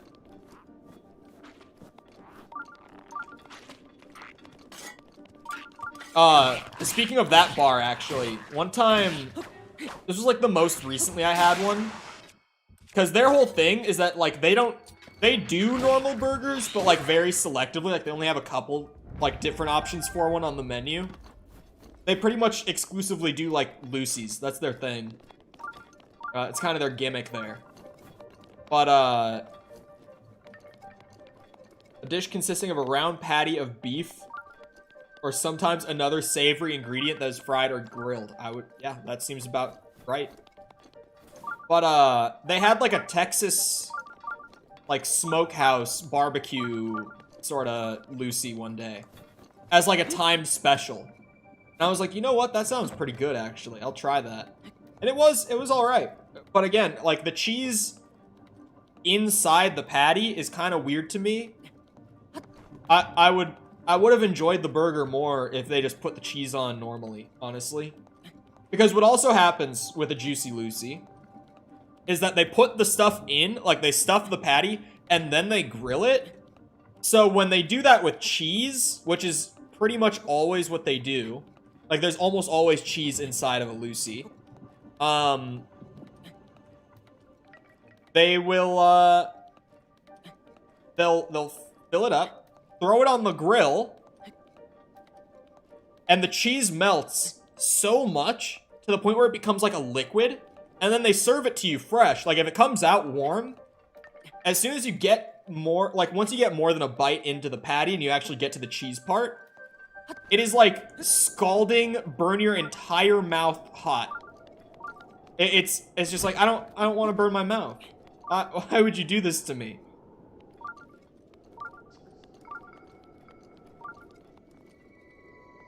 Gotta go watch football. Yes, I know so much about football. Oh. But we'll see you around, Corn. Have a good rest of your day. Diamond. Well then. That all looks very dangerous. Is that an eye?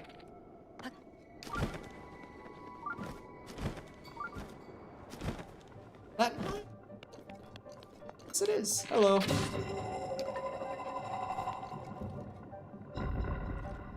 Open. Sesame. No.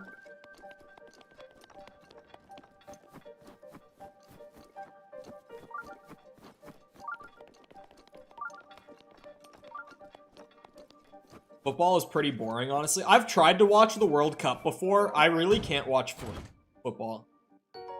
Like, you know, normal global football. American football, I can watch. I won't ever really, like, choose to watch it on my own free time.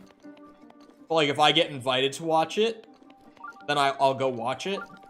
I can enjoy it. But, like, football, I've always found super boring.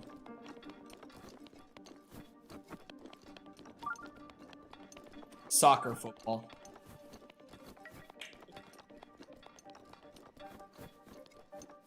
And how the fuck do I get that thing open? There's all these cool chests, but okay, that one wasn't even that great. But these nice rewards. Say soccer football one more time. It's soccer.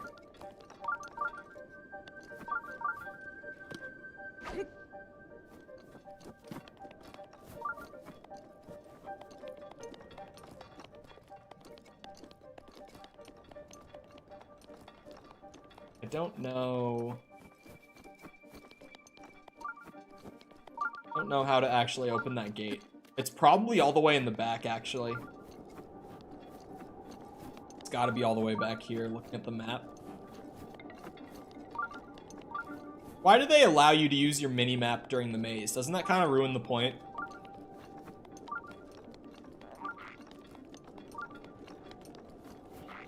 Hello. Oh, no, this is just another chest. What the fuck?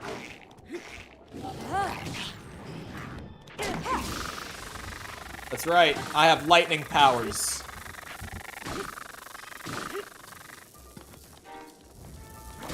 Oh my god, it killed the one up top.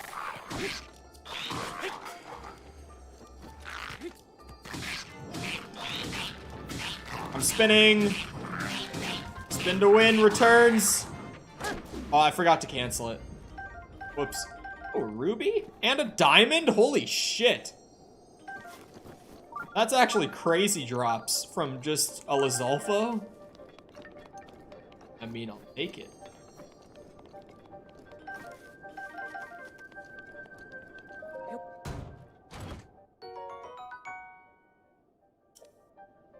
Yes, please. Give sword. No.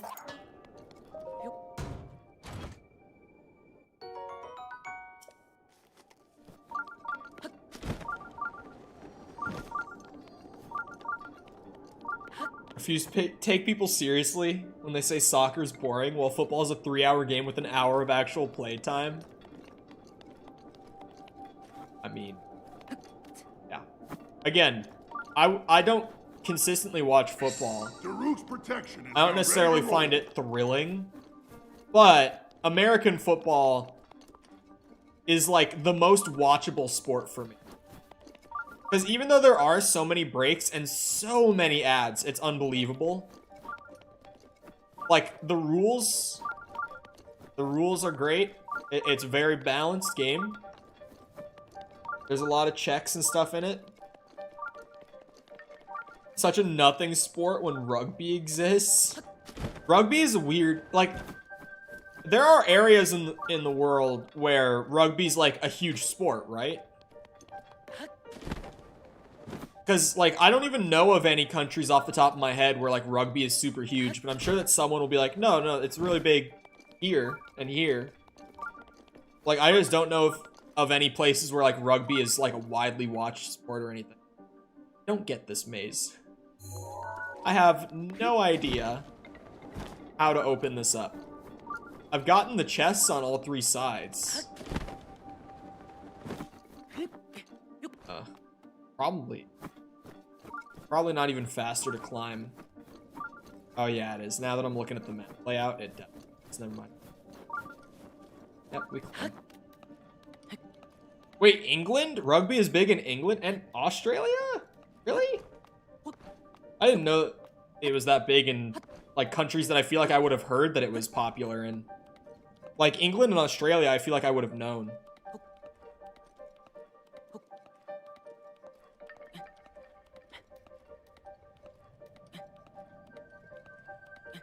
When they're in the minority on something. This happens too often. I mean, you also just talk about, like, size 12 shoes being small, completely forgetting that you are from a country of actual giants.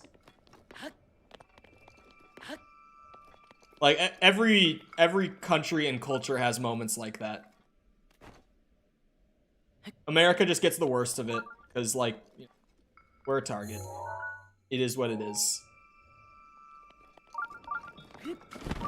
And because we're so isolated from the rest of the world.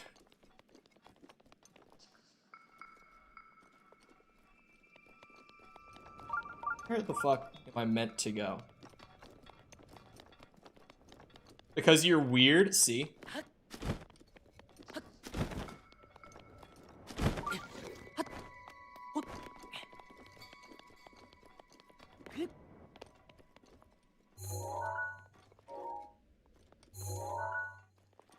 Oh, that's really weird. They make it so you can't run off the ledge while you're using the scope thing. Oh fuck, shit. I was gonna use the ceiling to run across the other side real quick.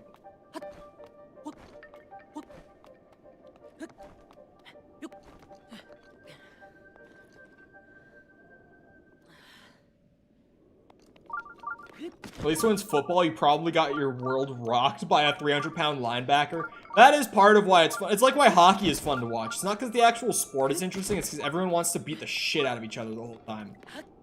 So when it does happen, it's the highlight of the whole game.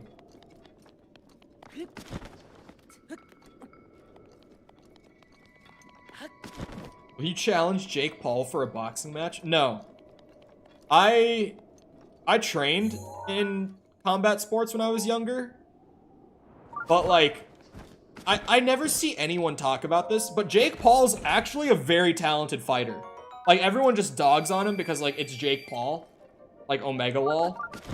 But you watch him fight, and he really knows what he's doing. Like, he's actually very talented. People just dog on him because, like, he's kind of a collective internet target. Like, if he does fight Andrew Tate, that will actually be a good fight. I think Tate will win, but I think that Jake Paul will put up a very good fight. I hate saying that Tate will win, but, like, it applies to him, too, where he's an insanely talented fighter. I think that's absolutely, like, the best fighter that Jake Paul has ever publicly challenged, and apparently that fight's actually going to go through now. So I'm actually kind of excited to see where that one goes. There's a ladder here. This is new. Oh. But we're on to something. Where does this go?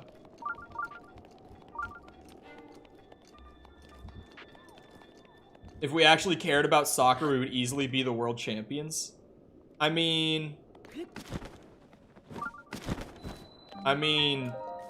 that is a bit wild to say. But I do think that we would have a pretty solid soccer presence. Like, we wouldn't right off the bat, of course. No one can just, like, enter a global sport and immediately be one of the best. But, like, I think with time and with enough actual interest from the country as a whole, like, we have such a diverse group of people across our entire population that I think we have a really good shot if we were to actually take the sport seriously. But it would just take time for us to get there. Reducing hockey's enjoyability to mere fighting. Okay, but come on. But easily world champions? Like I said, it's a bit wild, but like, I do think that if the US suddenly had some weird spark and interest in, like, football, that we would probably be a fairly strong country. We're already building a strong young core of players. I mean, we have teams, but like we have, I don't even know how skilled our teams are, but like, we have teams. Like, Minnesota has a soccer team. Yep. Soccer, you bitches. We have a soccer team. Like, some states have teams, but like, there's not enough general public interest behind it for us to, like, easily enter a global sport and be a dominant force in it.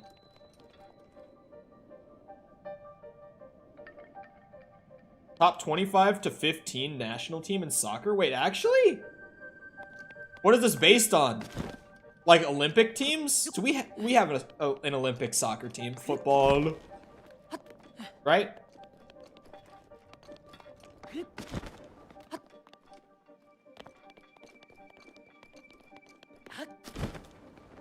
Olympic soccer?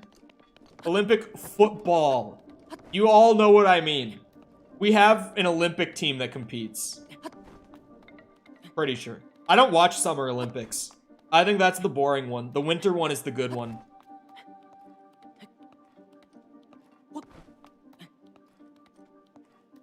And that's absolutely no bias for the fact that I used to do a lot of snow sports when I was younger as well. Definitely no bias in me saying that the Winter Olympics are the interesting ones and the others are boring. None at all. No! FIFA World Ranking? Oh. Since when do we have a national soccer team that's on FIFA's ranking? What? This is news to me. Goes to show how much interest the American public has in soccer, I guess. That it's complete news to me that we even have a national team that FIFA would rank. Disliking, unsubbing, and rating 1 star. That would be very, what's the word? Xenophobic of you. Incredibly.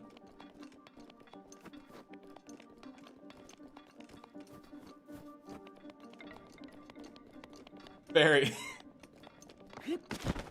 I've pulled Sepper's move. Hit him with a Twitter label. So that if he does something like that, it could ruin his life.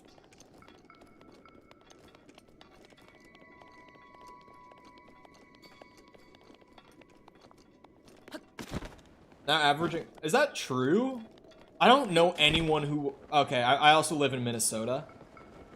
But, like, even, my most recent girlfriend, like, she was from Texas, and she loved watching hockey. She had no interest in soccer whatsoever. It's like, even people that I know outside of Minnesota, that's just one example. Like, a fair amount of interest in hockey, but really none in soccer. Like, I really don't know many people who are actually interested in it. Outside of people who, like, played it growing up. I feel like that's a pretty consistent exception that I've noticed is, like, people I know who grew up playing soccer in, like, middle school, high school sort of thing have an interest in it, but, like, outside of that, there doesn't seem to be much. Whereas, like, American football is kind of a universal thing, where, like, people like me who never played it, never had an interest in it as a kid, can, like, watch it and enjoy it and keep up with the teams. I don't really keep up. I keep up with my team in the NFL, and that's it. I don't give a shit about what the other teams are doing. I just keep up with my own team. I loosely keep up with the Vikings because I like to make fun of them. So it's been a rough year for me. Because the Vikings have actually had a really good year. I've historically loved bullying the Vikings every season. Because they're normally terrible. They deserve it. But this year they've had a great year.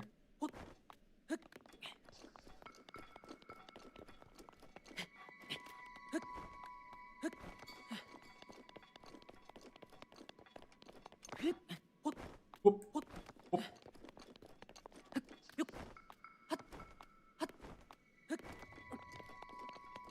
I love that I can just jump up every fucking climb, unless it's, like, insanely steep, like, no footing. Stamina for the win. Vikings ain't going nowhere if they do make the playoffs. Aren't they, like, 8-1? What are you fucking talking about? Hold on. Oh, sorry, they're 7-1. They're the #1 team in NFC North. I don't know what you're on saying that they're going nowhere if they do make playoffs. There's 9 games left.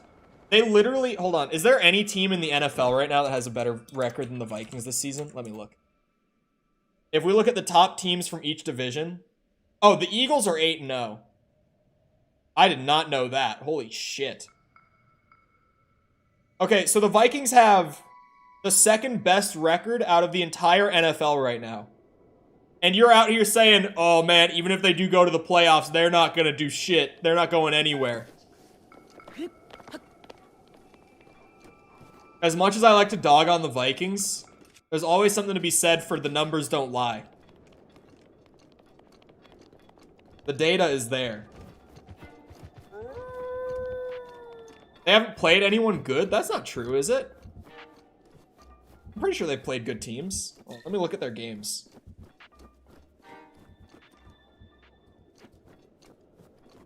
Okay, yeah, this is all this season. They lost to the Eagles. That was the one loss. They got kind of floored by the Eagles.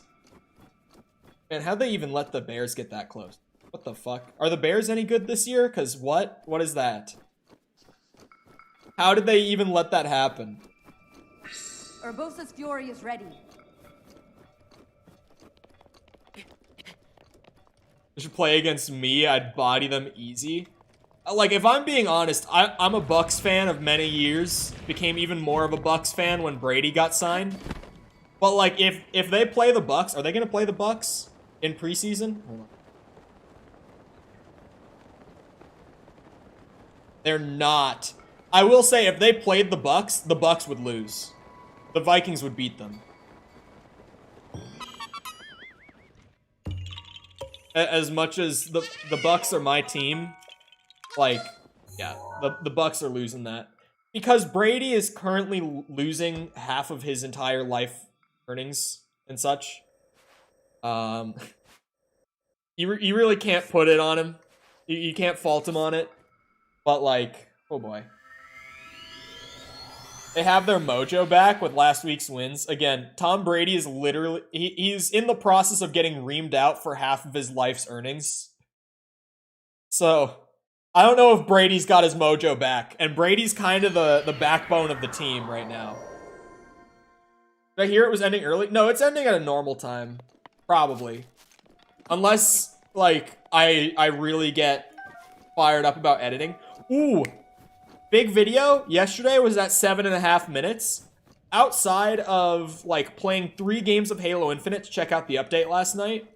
Since stream yesterday, I've pretty much only...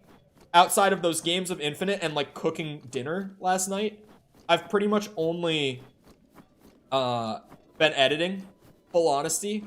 I got up to, like, 11.5 minutes edited. And also, I cut out more fluff, and I got the current runtime down to what looks like it'll be about 23 minutes. So, when I said a week earliest, a week might now be the general estimate. Whereas yesterday I said a week earliest, now it's like, I'll probably have it out in a week. Just because that little boost that I went through last night and this morning got a lot done for it. Even if I lose my tier 5 priority for game nights, don't worry. I have plans for game nights just soon. I'm working on a lot of bigger stuff right now. But that's like on my list of things that I want to get going properly.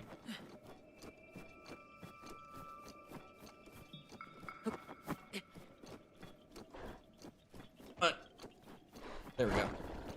Why is this wheel glowing? Is that normal? I don't think that's normal. Hello.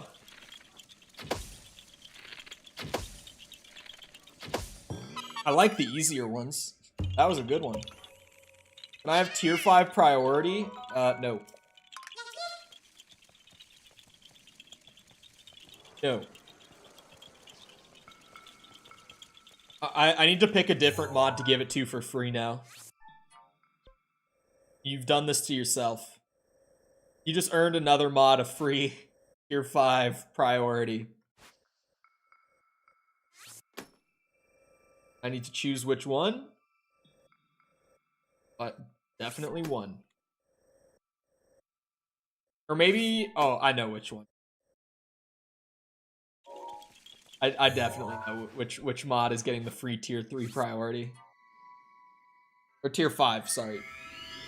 Tier 3, my brain works in Twitch terms, so tier 3 subs. I have the Twitch brain rot still. Nothing I ever do will change that. Mm-hmm. Yes, Sticky. Sticky will get free priority. Don't tell him that, because then I'll actually have to do it.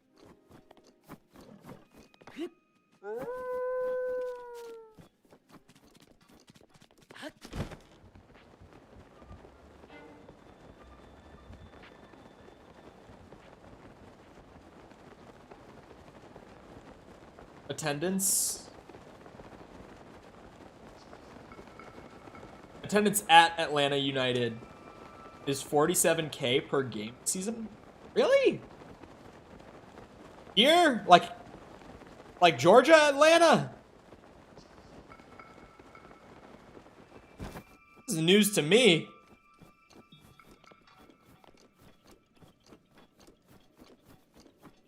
I've been to Atlanta a couple times. That's an interesting city. I'm not the biggest fan of Atlanta, Georgia. However, the Georgia Aquarium, super fucking cool. Like, insanely, definitely the coolest aquarium I've ever been to.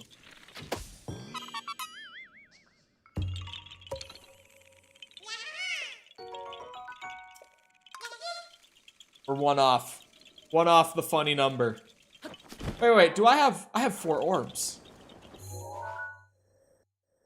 I just remembered that. I just remembered. I need to use those. Gotta use them. Rate all divine beast powers 1 to 10. Mipha's Grace 8. Urbosa's Fury like a 6. Bird power like a 4. Daruk's Protection 2. Although someone said that like with DLC or something you can upgrade Mipha's Grace, and I looked it up and it brings it down to an 8-minute cooldown, and that would make it a 10 out of 10. I'm sure all the powers get upgraded in some way with DLC, but just that's the one that I know. And like that would make it a 10. But Mipha's Grace, definitely now that I have all 4, remains the best one. I was lied to.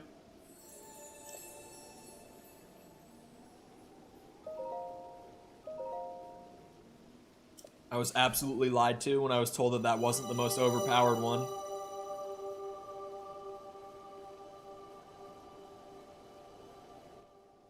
Are all the other upgrades just reduced cooldowns as well? Or do they actually change behavior?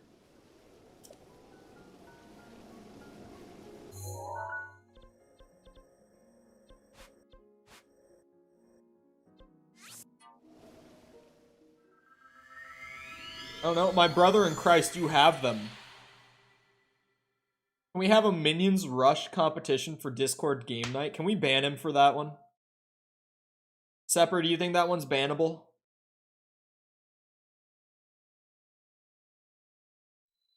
Oh, really? Timeout. Oh, why did I travel to this one? No. Oh, only I had known. I can't untime out. He's right, you can't. I've never noticed that on YouTube, and you can't do a custom timeout length. Like on Twitch, when you're a mod, you can time someone out for like 5 seconds for like a meme. If you just want to jokingly time someone out.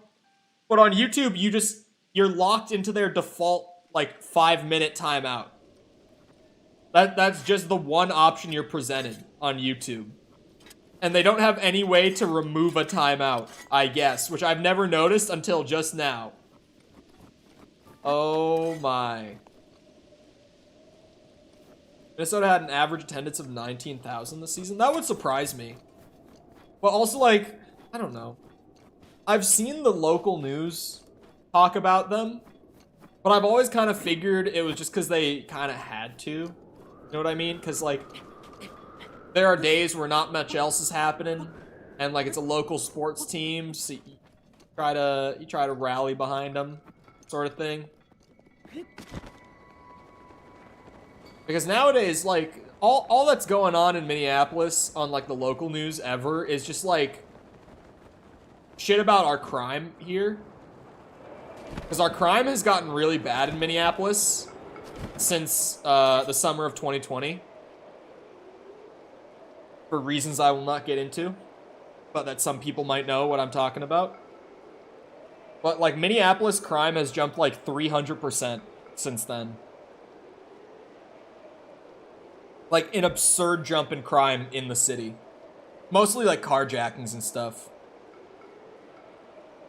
Like, people will literally stop at a red light in Minneapolis, and, like, a couple guys will run up and, like, pull guns on them and just steal their car. Just like that. It's like, get in the car, take off. Like, our crime has gotten pretty bad in Minneapolis. But that's, like, in Minneapolis. The rest of the city's area has been pretty fine. But the actual city has been pretty rough. So our local news is pretty boring. Outside of that,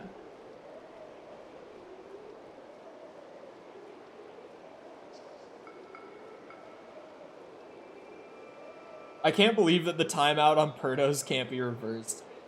How does YouTube not have a way to just remove a timeout? Football is such a juggernaut, it dwarfs all the other leagues. And I mean, true, But don't forget basketball. Don't forget what I almost said MLB. NBA.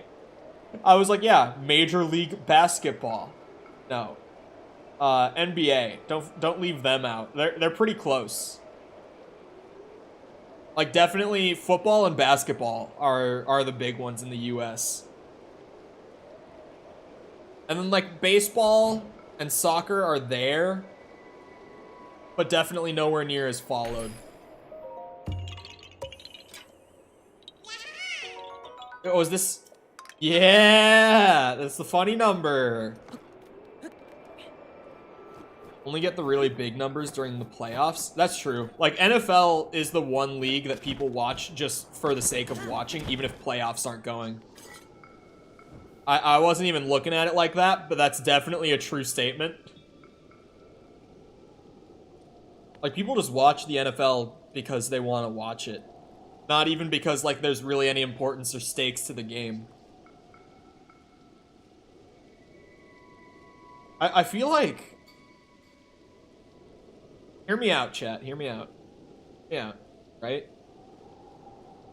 Would it not be reasonable to cut preseason, especially for like the NFL and how much hype playoffs and like Super Bowl get? Would it not be a really good business play to like cut preseason, like at least televised preseason entirely, and instead do like 2 playoffs and Super Bowls a year? I feel like they could literally just double the money they bring in right now. Because like, yeah, people watch preseason, but those numbers go even higher during the playoffs. And especially the Super Bowl is huge. Super Bowl always gets crazy ratings. You didn't say no? Okay. No. Absolutely no. Ragnarok, I'm not spending $600 on a game, even if it is a 10 out of 10. It's not worth the money. I'll wait for 6 months and play it on PC. It's only a timed exclusive, so like I'm perfectly fine waiting. Oh wait, I have Master Sword. Why would I use anything but Flint? According to who? And don't say IGN. The median score, or not the median. What's the term, the math term for like in a group of data, the most prevalent piece, like the number that appears the most. What's the term I'm looking for here? Because whatever that term is, 10 would be that for God of War Ragnarok scores. Like 10 according to every outlet that has covered it almost. It's strong in the running for like highest rated game of the last I think of the century right now. Like since the 2000s.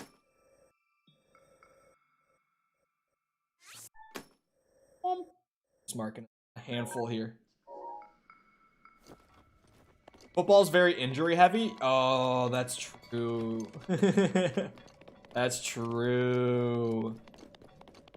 Say RDR2 is still better, but RDR2 didn't get those kind of scores. Like it got really high scores. Like the Ragnarok scores are crazy right now. Like we all thought that Elden Ring was getting crazy scores at the beginning of this year, and now Ragnarok is like beating those scores. And Elden Ring even had like way higher scores across the board than Red Dead 2. I still liked Red Dead 2 more than Elden Ring. Oh shit, fuck. Oh god.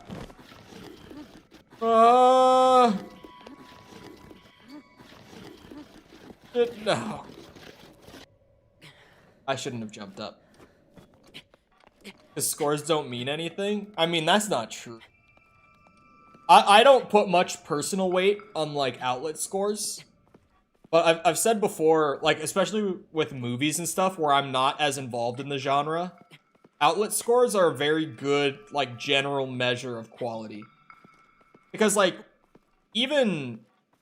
recent example with Gotham Knights, it's like even IGN gave Gotham Knights a 5. Like, that tells you something when some of the most lenient outlets out there are giving it scores that aren't very favorable. Like, that's a clear indicator of quality. And all the games that get these, like, high ratings across the board, like Elden Ring, God of War, trying to think, Red Dead 2. So Red Dead 2 still got, like, mostly 9s and 9.5s. Like, that's also an indicator of quality. IGN sucks, and that is that. I don't like IGN at all. But, especially for a casual consumer, they're a very good indicator of what you should and shouldn't spend your money on. It's like, even with movies where I normally disagree with reviews a lot of the time, I can look at reviews from, like, early screenings and critics and get a general feel for, like, ballpark how good the movie is, at least just production-wise. If nothing else. They gave She-Hulk an 8? Wait. IGN did? Is Wakanda good? Haven't seen it yet. It only started showings, like... Or actually, it hasn't even started showings where I live yet. Showings don't start for, like, another hour where I am. And I'm seeing it right after stream. Because it's coming out officially tomorrow. But, like, it's that thing where theaters will start showing it, like, the night before. So, I have tickets already, and I'm going to see it tonight. I'm not expecting a great movie. I'm hoping I will like it, because I liked the first Black Panther a lot. I didn't like it as much as most. Like, I didn't think Black Panther was, like, this crazy 10 out of 10, like, smartest superhero film I've ever seen sort of thing. But I really enjoyed it. It's a fun movie to watch. The characters are great. Like, I loved T'Challa. I loved him in Civil War. I loved him in that. I loved him in Infinity War. Like, I really like the characters in Black Panther. So I'm hopeful that it'll be good, but just, I said it earlier, but like, any movie that has to be completely scrapped and rewritten in early production phases is like, it's hard for any movie to recover from that and actually salvage like something of high quality. That's just a position you never want to be in as like a writer, a producer, like any of that, right? It's a really rough spot to be in. They gave Wakanda a 7 and She-Hulk an 8? Oh no.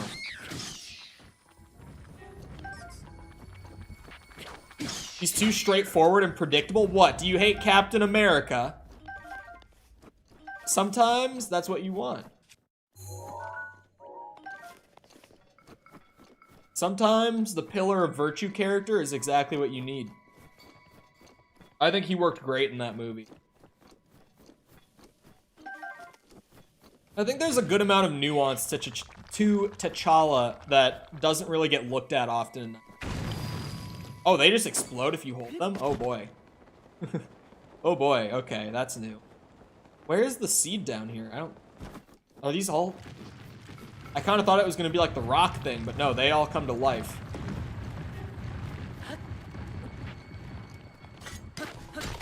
Yeah, the first Captain America movie was just fine. But I feel like there's a good amount of nuance to T'Challa that gets overlooked. Because I watched Black Panther again for the first time in a couple of years, like a month and a half ago. I don't know exactly. It was a bit ago. But I somewhat recently rewatched it. And, like, something that I completely missed the first time around with that movie was, like, that his whole character was about, like, what it means to be a leader, sort of thing. And, like, coming to terms with the fact that his family's legacy and the ideals that he was raised to believe were wrong.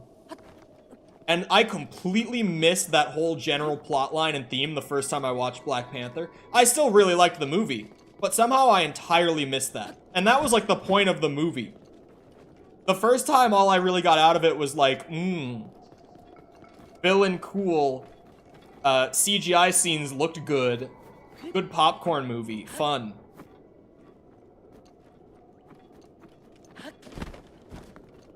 I completely missed that shit the first time. Where is this Korok? I might just have to look on the map. Oh. Oh, wait.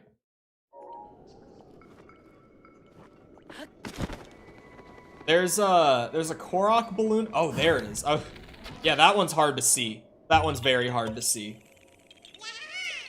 Drink this juice and you become Black Panther? I mean, there's been more ridiculous things in Marvel than, like, a special plant that only grows in one specific spot in the country that gives you superpowers. We've seen more ridiculous. I don't think the plant was vibranium though, unless I'm just remembering that wrong. Was it?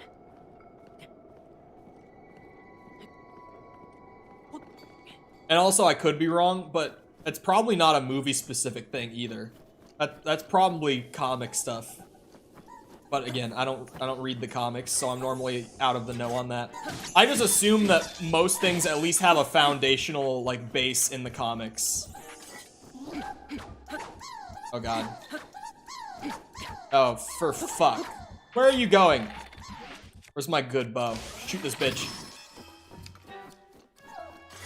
Grows after the meteorite hits? Oh, okay.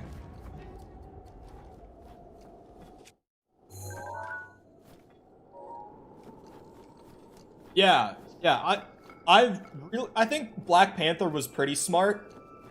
I think it fumbled in a couple areas, like writing-wise, but I think that that's more... It felt almost like stuff got cut that would have fleshed it out better. If that, like, there are just things that I'm like, it feels like there's more here that didn't quite make the final, like, theater release. You know what I mean? It was one of those movies for me. Where I was like, even the things I didn't like, I feel like were probably things that just got cut short a little early. And I'm sure in the original script, they worked a lot better.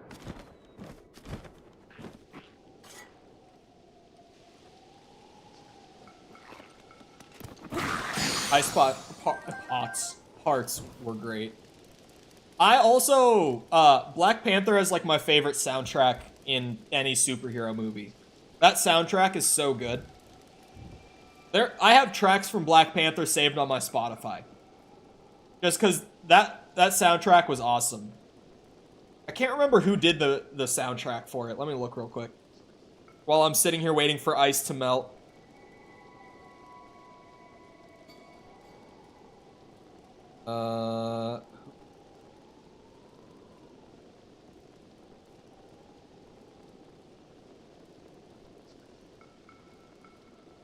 Hold on. Why can I not? All I'm finding is like all the licensed music, none of the original score though.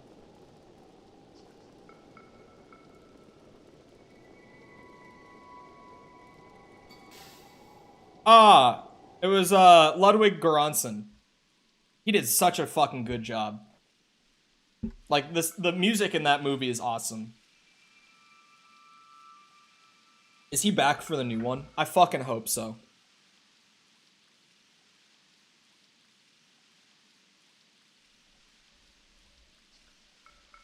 Who made Black Panther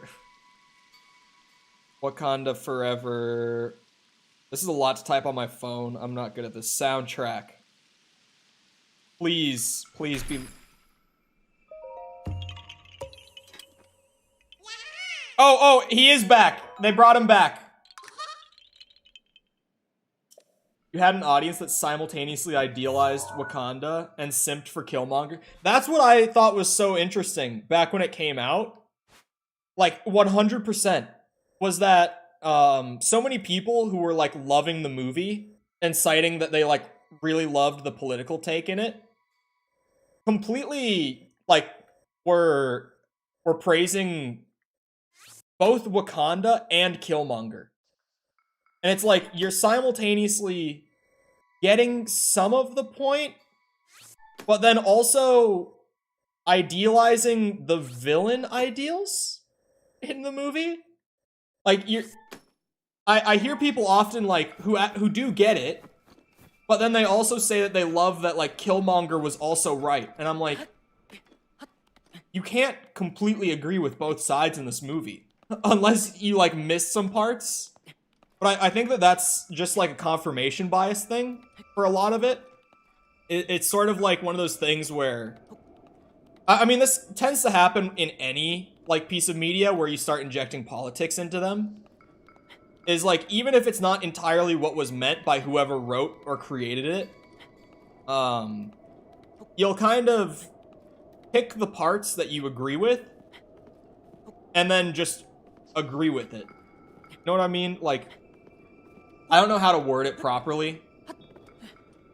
It's not something that I've spoken much out loud about, but I think it's definitely a confirmation bias thing where it's like, you get little bits of this ideal that you agree with, and you're like, oh, I completely agree with, like, the Wakandan ideology and T'Challa's ideology and Killmonger's ideology, because you agree with a little bit of each, but you can't fully agree with one of them and another. Like, all three of, like, the traditional Wakanda ideology, T'Challa's ideology by the end, and Killmonger's throughout, those are three completely different things that all conflict.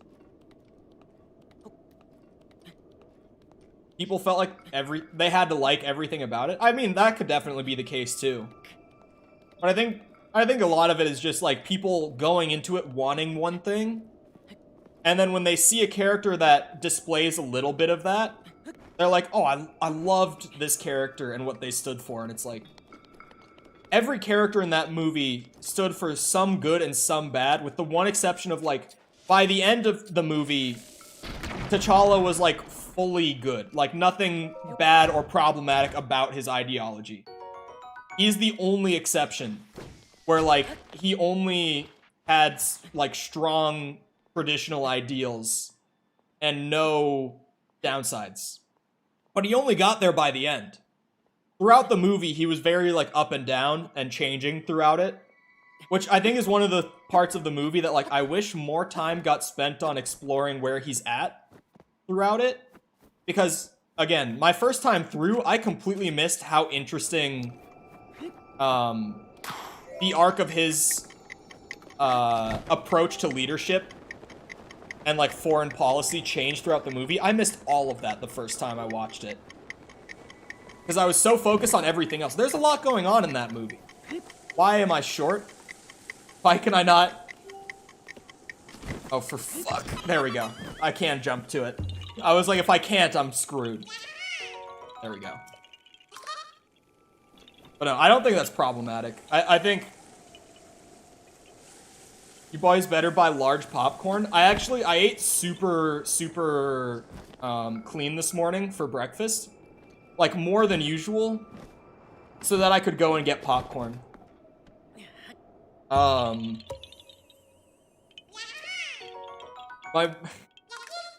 breakfast was, my breakfast was a bowl of rice and, a small piece of steak, like, chopped into little pieces. My breakfast.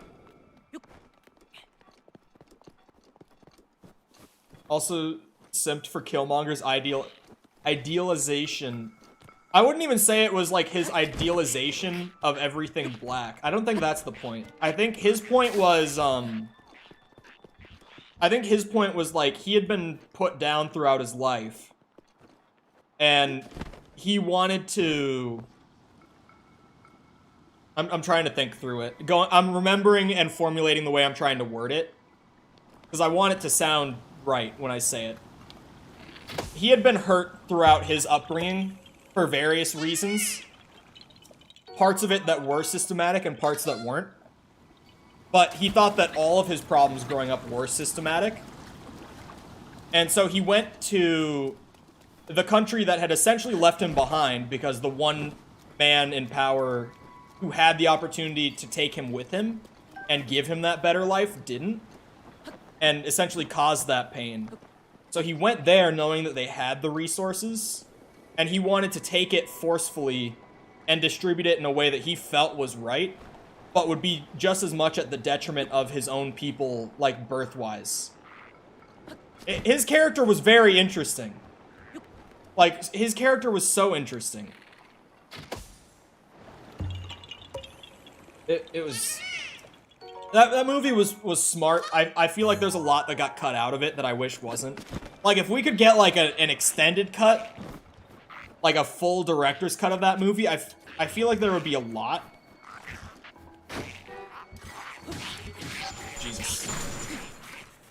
I feel like there would be a lot that wasn't even produced, that, like, from the original script that I keep mentioning, like, definitely exists somewhere out there, and stuff definitely got cut from it. But, like, man, I wish I could see the original script.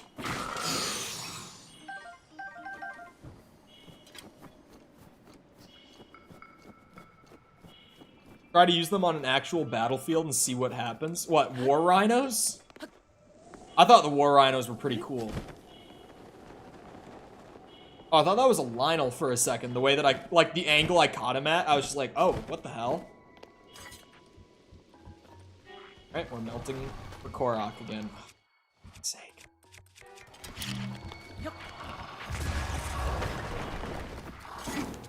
Oh, I don't want to use the flame blade on them. Where did that head go? Oh my god. It's my pleasure. Thank you.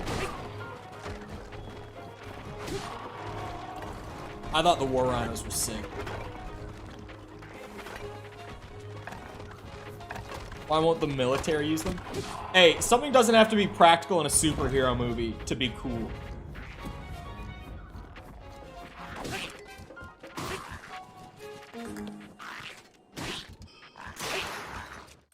Like, no, I think that that's kind of like the smart thing with his writing, though, is that they aren't very disconnected.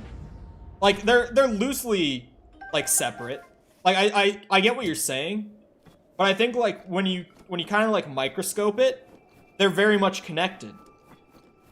Because, like I said, it was very much like his conflict with T'Challa's family and sort of, I guess, if you would say, like, the royal family of Wakanda, led to him feeling that black people around the world in the modern day were still so systematically suppressed. Which, not saying they're not not saying that they aren't at all.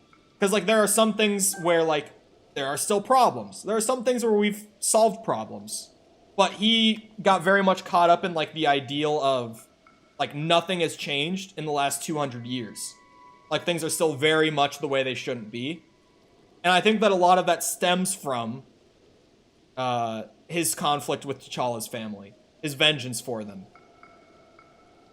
It's a really interesting thing. I think they're a lot more connected. And I think that's something that could have been focused on a bit more. I think, like, Black Panther is one of those movies that definitely suffered from not being longer. Because there was a lot happening in that movie that kind of got squeezed in, and they made it work. Like, it's still a great popcorn movie, and it didn't come out like Thor Ragnarok did, or not Ragnarok, sorry, Thor Love and Thunder did. Where, like, you watch Love and Thunder, and it's like, there's so much that definitely got cut from this movie. Like, they tried to trim it down to, like, the essentials to keep it at an average length. But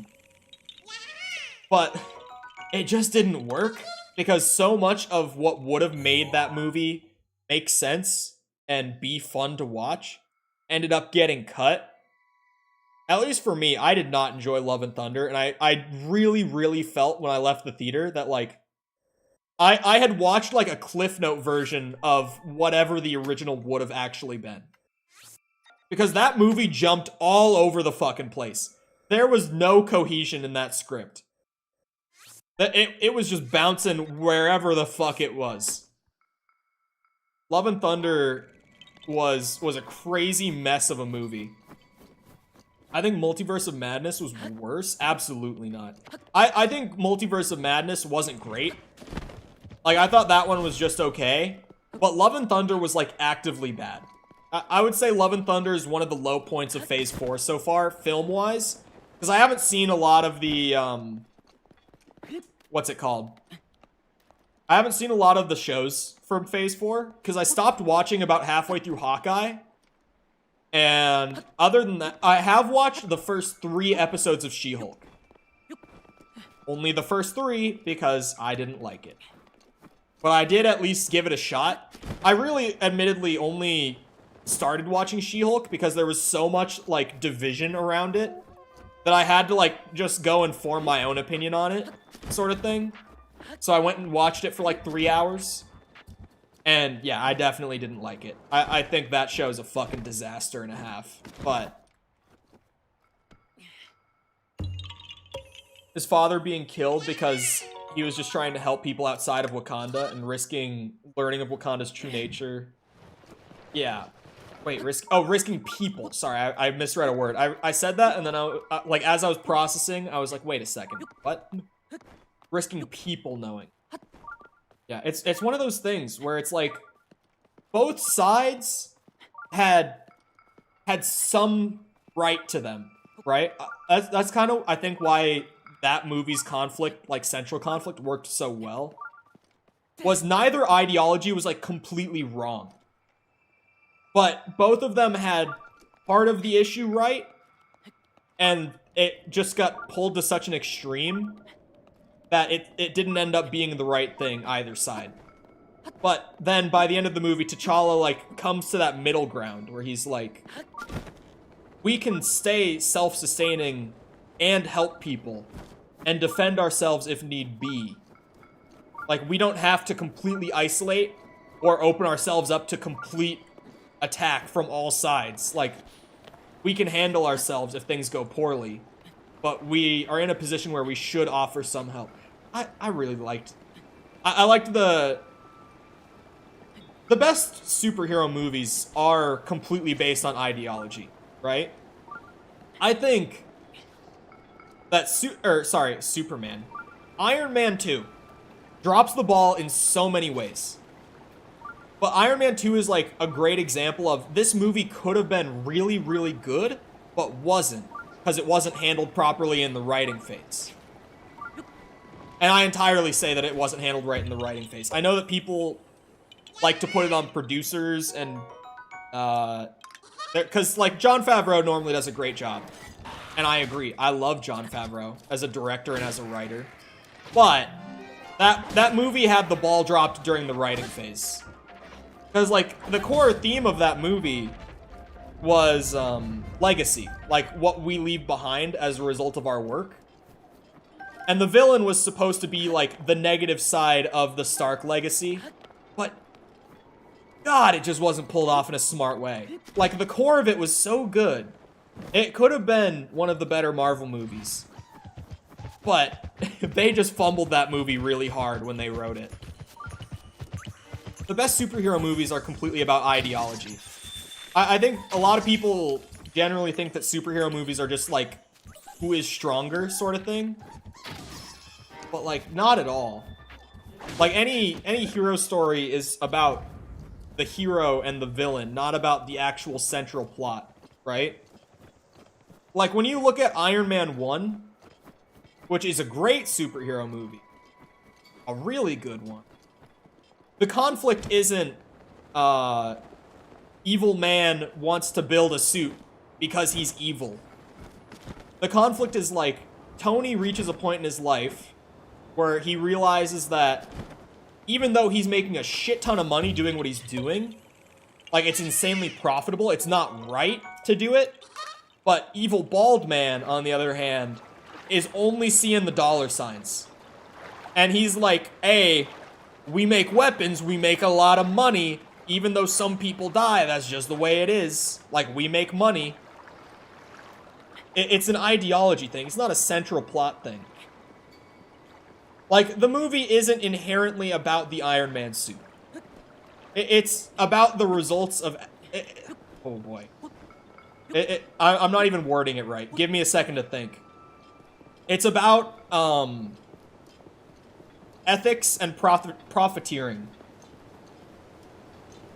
Like, it's not about Tony versus Obadiah. It's just not. Although, Tony Stark is, like, probably the MCU's most likable protagonist. And I don't really see them topping him for a long time. But, like, he was so likable. In his own movies especially the first one. The way he was written in the first movie was awesome. The problem for me was that Killmonger turns to ethno-nationalism instead of just wanting Wakanda to use their wealth and resources for the benefit of everybody. Yeah, it's a very interesting thing. That's what I'm saying. Like, he has part of it where, like, he wants to use their wealth and resources to help people. But, like, he gets so hyper-focused, and it drives him to a point of, like, trying to use force to just do what he thinks is right.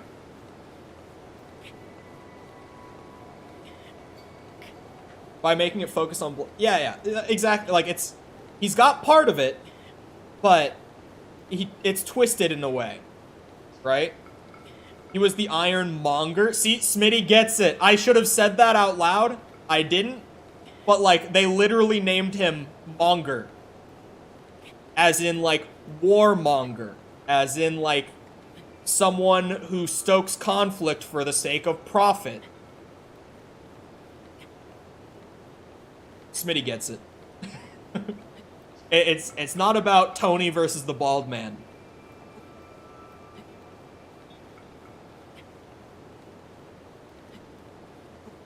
That's why I like superhero stuff. What the hell? Sorry, I just got a... One of the apps on my computer just randomly opened on its own. Like, an app that I use all the time. It was my, I have Razer peripherals. I have a Razer mouse. And, the updater for Razer peripherals just opened up randomly. It probably has an update, so it tried to, like, automatically install it. Iron Man 1 was the best in the trilogy? Definitely. I think Iron Man 1 was my favorite Phase 1 movie. I generally say it's one of my favorite MCU movies. It's definitely top 3 for me. I think Winter Soldier is my favorite. I really, like, Winter Soldier has to be my favorite MCU movie. It might be a little basic. Like, a lot of people say that Winter Soldier is their favorite, but, like, come on. It's just one of those movies, like, it's that good. The first Iron Man is probably... my second favorite, if we're talking like strict MCU, I should also preface, because if we're just talking like Marvel movies in general, then Winter Soldier would be my second favorite, and Iron Man 1 would not even make my top 3. Because if we start talking just Marvel in general, Logan is my favorite Marvel movie. I fucking love Logan. It's so good. Like, talk about a character-driven movie that's more about, like, a human being than an actual general plot. Logan. So fucking good. So good. Then I would put Winter Soldier still as, like, my second overall. But I would put my third favorite as Spider-Man 2 as well. Again, can you tell that I like movies that are more about the character than the actual plot? It's, my whole top 3 are...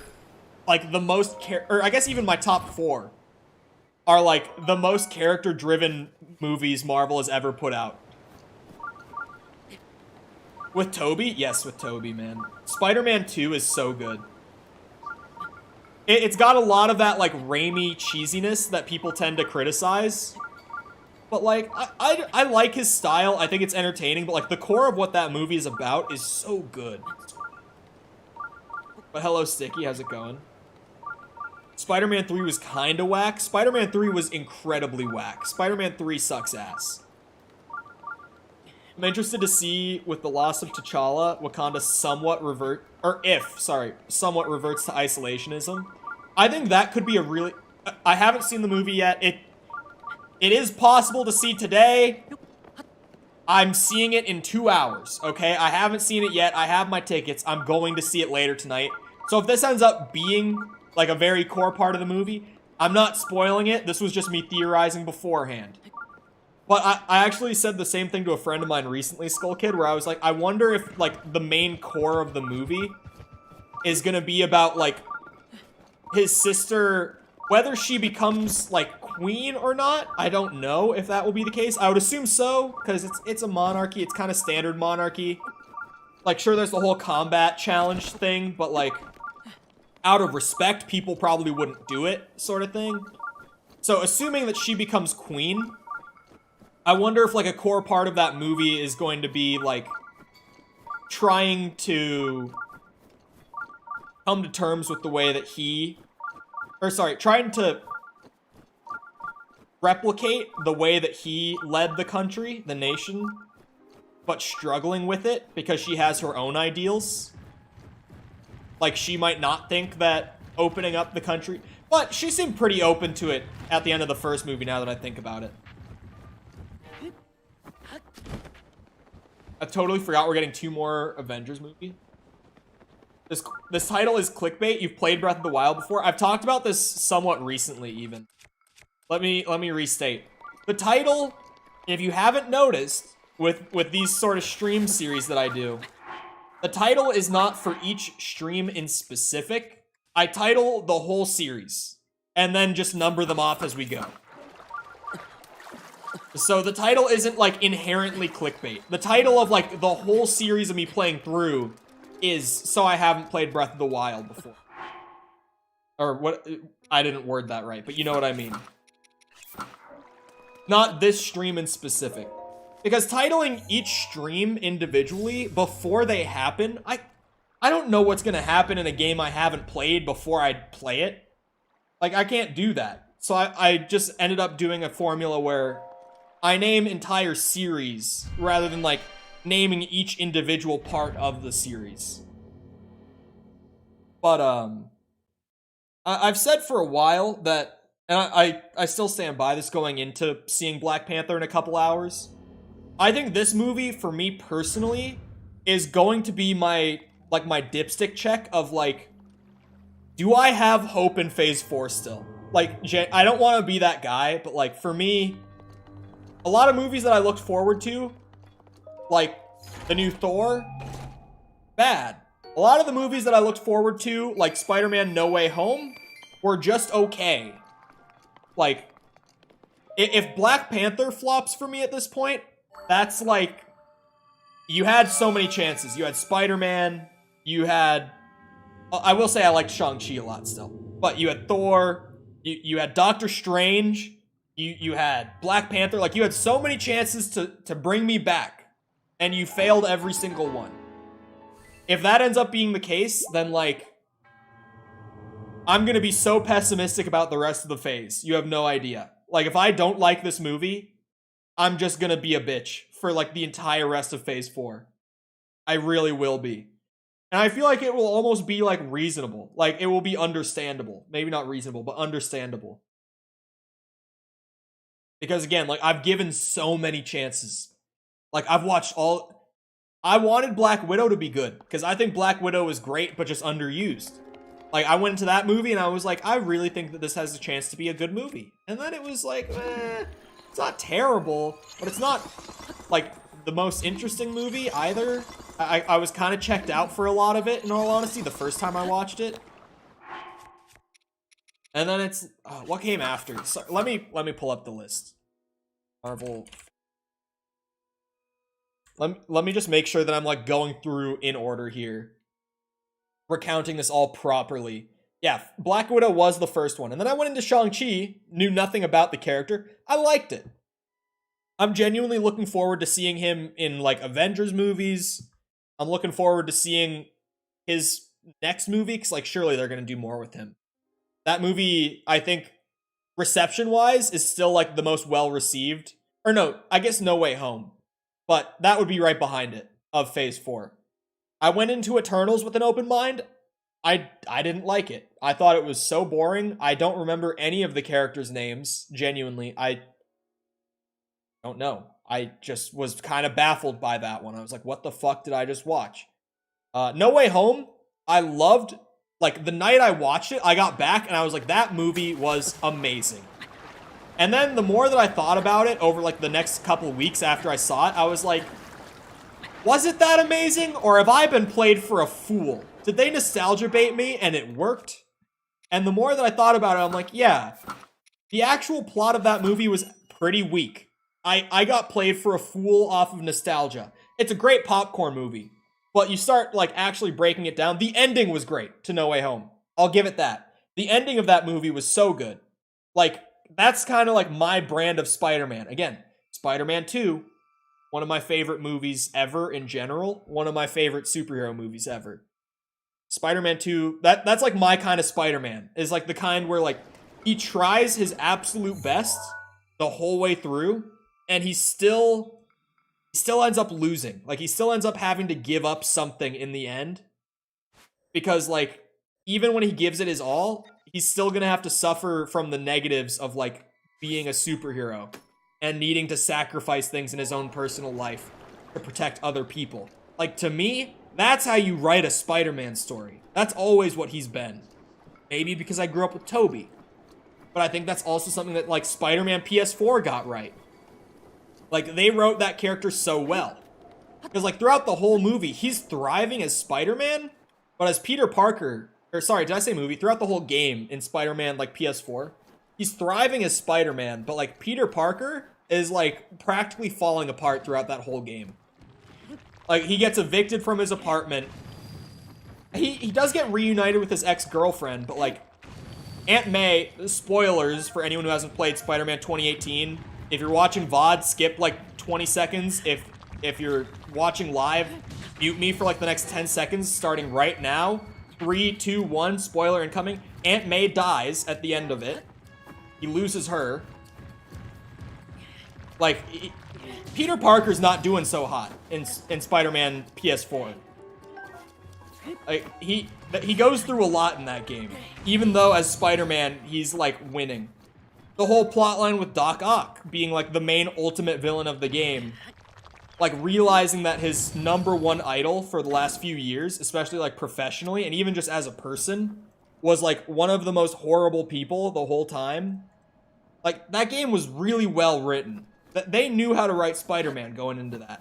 Which is why I'm looking forward to Spider-Man 2 so much.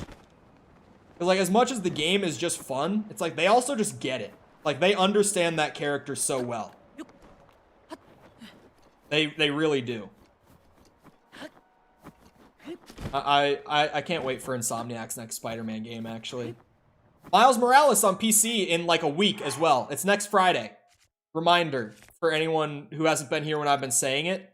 I haven't played it before because I don't have a PS5, so it'll be my first time playing Miles Morales. And I know a lot of people liked when I played Spider-Man PS4 when that came out on PC over the summer. So, like, if you enjoyed that playthrough, more Spider-Man coming through. Best way of No Way Home is Willem Dafoe. Dude, Willem Dafoe, I said it even, like, walking out of the theater that night. I was like, he absolutely stole the show. He outshone every other actor in that movie. Like, Willem Dafoe fucking killed it in No Way Home. I remember talking about it, like, because we saw it at nighttime. We saw it at, like, midnight showing. Me and my friends who saw No Way Home when it came out, we saw, like, the midnight showing. The official midnight premiere. We didn't go early. We actually went at midnight. And I remember, like, standing out in the parking lot at, like, 2 a.m. in, like, a circle outside of my car. No, it was my friend's car, sorry. Just talking about, like, what we thought of the movie, because we all were, like, on full nostalgia high walking out of the theater, right? And pretty much all of us were in agreement. We were like, dude, Willem Dafoe fucking killed that movie. Like, that was insane. He just absolutely played his heart out the whole time. I also said to those friends, and they also agreed with me. Is his name... someone remind me, it's something Molina. What's his first name? The guy who plays Doc Ock in Spider-Man 2 and No Way Home? What's his name? Is it Alfred? Is it Alfred Molina? I can't remember what his first name is. But I actually thought that he kind of dropped the ball in that movie. Like, he wasn't bad, but he was awesome in the original Spider-Man 2, and in No Way Home, he was just okay. Like, nothing more than he was alright. But really, I was, like, genuinely let down by his performance in that movie. Because I love him in Spider-Man 2. Like, actual original Spider-Man 2, I think he's amazing. Oh boy, these guys are dealing some big damage, and I can't even wear my good armor. At least I have Daruk's protection. The one time it's gonna come in handy, like, genuinely. We spin to win. We lightning strike.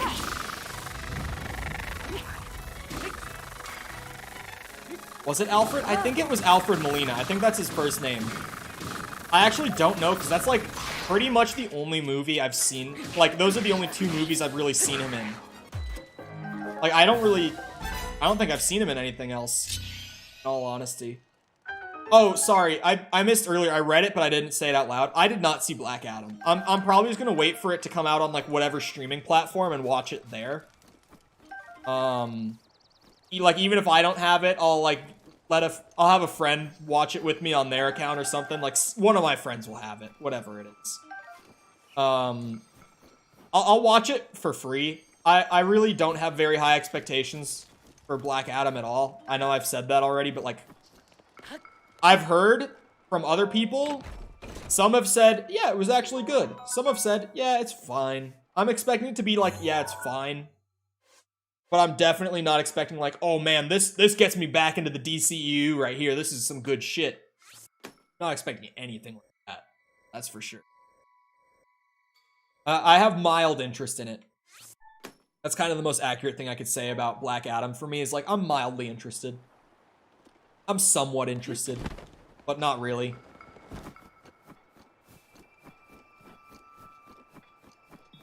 I think it's hilarious that they wanted Electro and Jamie Foxx, but just hated his design in the Amazing Spider-Man movie, so they just let him be Jamie Foxx. Yeah, he was so different. Like, beyond just the whole, like, not having him have the blue electric face body, like, all that stuff. Like, beyond even that, his characters felt entirely different. Like, that didn't feel anything like the Electro from Amazing Spider-Man 2. Which, to be fair, he was fucking awful in The Amazing Spider-Man 2. I think The Amazing Spider-Man 1 had some pretty solid writing, but the second one was a fucking train wreck. Like, it makes sense that the third one never got made. The highlight of the second Amazing Spider-Man was Gwen Stacy's death. And, like, it's just because it was the actual one emotional scene in the movie. Other than that, I felt nothing when I watched The Amazing Spider-Man 2. It was just bland, for lack of a better word. And I don't dislike Andrew Garfield as Spider-Man like some people do. I think he's perfectly fine. I think he's my least favorite of the three, but I think he's fine. I just thought the writing in The Amazing Spider-Man 2 was fucking awful.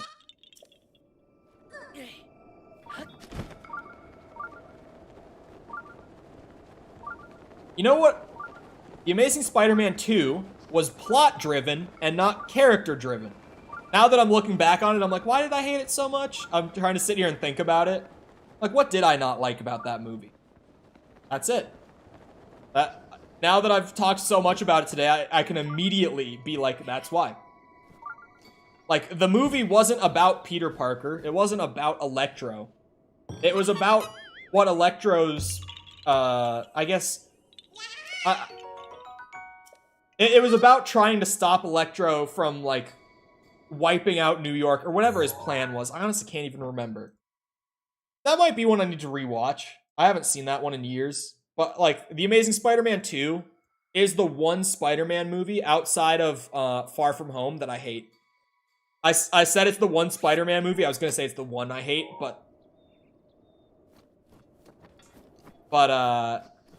I also hate Far From Home. Not No Way Home. No Way Home is okay. It's heavy nostalgia bait, and not much beyond that, but the ending is great. And the nostalgia is fun, so I'll give it. And Willem Dafoe killed it. But Far From Home, Mysterio one, in the middle, that movie fucking sucks. I more and more, every time I've rewatched that movie, I've hated it even more. First time, I thought it was okay, but not great. I was like, yeah, it was good. Second time, I was like, it's alright. But, Third time, I was like, oh boy. By the third time I watched it, I was like, oh yeah, ooh. I don't like this one. And I honestly, more than anything else with that movie, it's just boring. Like, there's just not really much going on that I'm invested in with that movie. I have also been on the fattest Korok grind today. It's insane. But like now that I've done all the main story, like outside of going and finding side quests to do, it's like I gotta run down the checklist, run through the interactive map, get the job done, get these shrines as I go. I gotta get her done.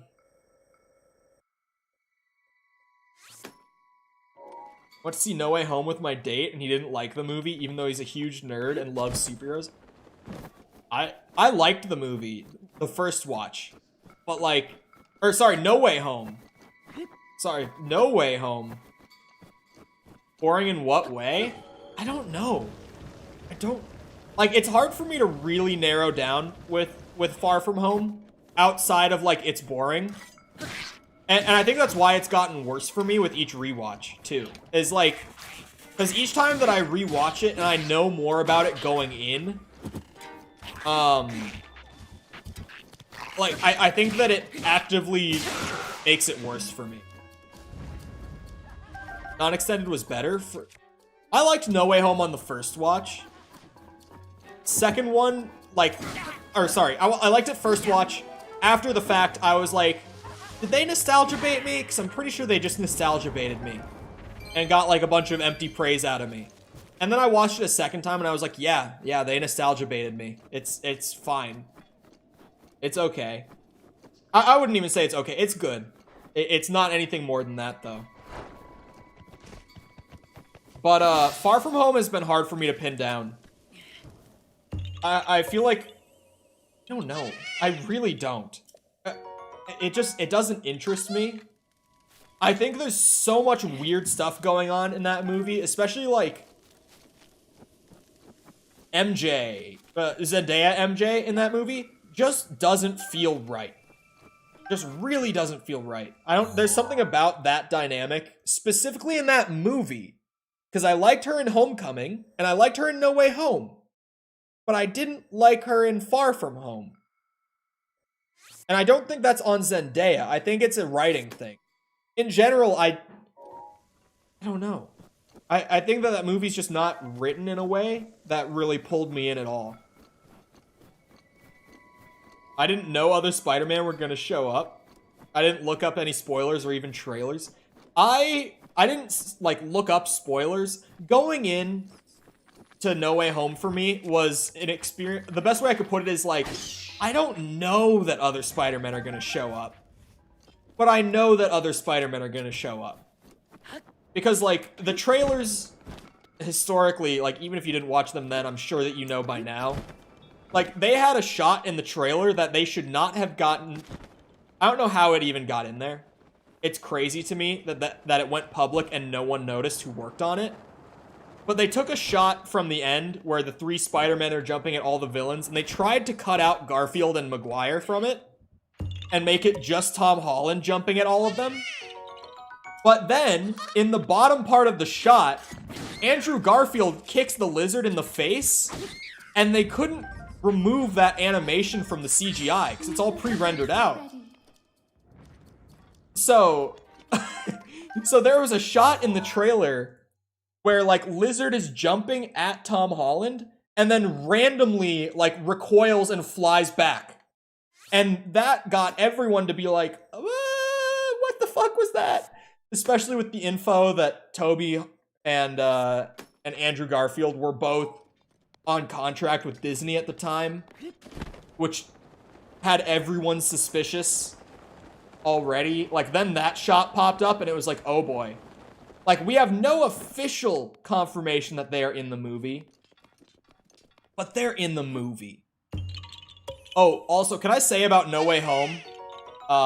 Like, looking back on it, especially with my second watch, one of the things that I actually thought was bad when I went back and rewatched, and even the first time I watched it, I was like, that was kind of awkward. The way that they introduced both Toby and Andrew Garfield's Spider-Man into the story was so bizarre, and it just did not feel natural at all.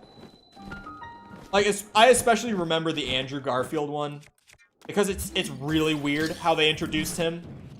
Like, having Ned have the magic sorcerer ring and having magic in his family, so he was randomly able to just put his mind to it and summon a portal to Andrew Garfield's dimension that Andrew Garfield then just, like, went right through.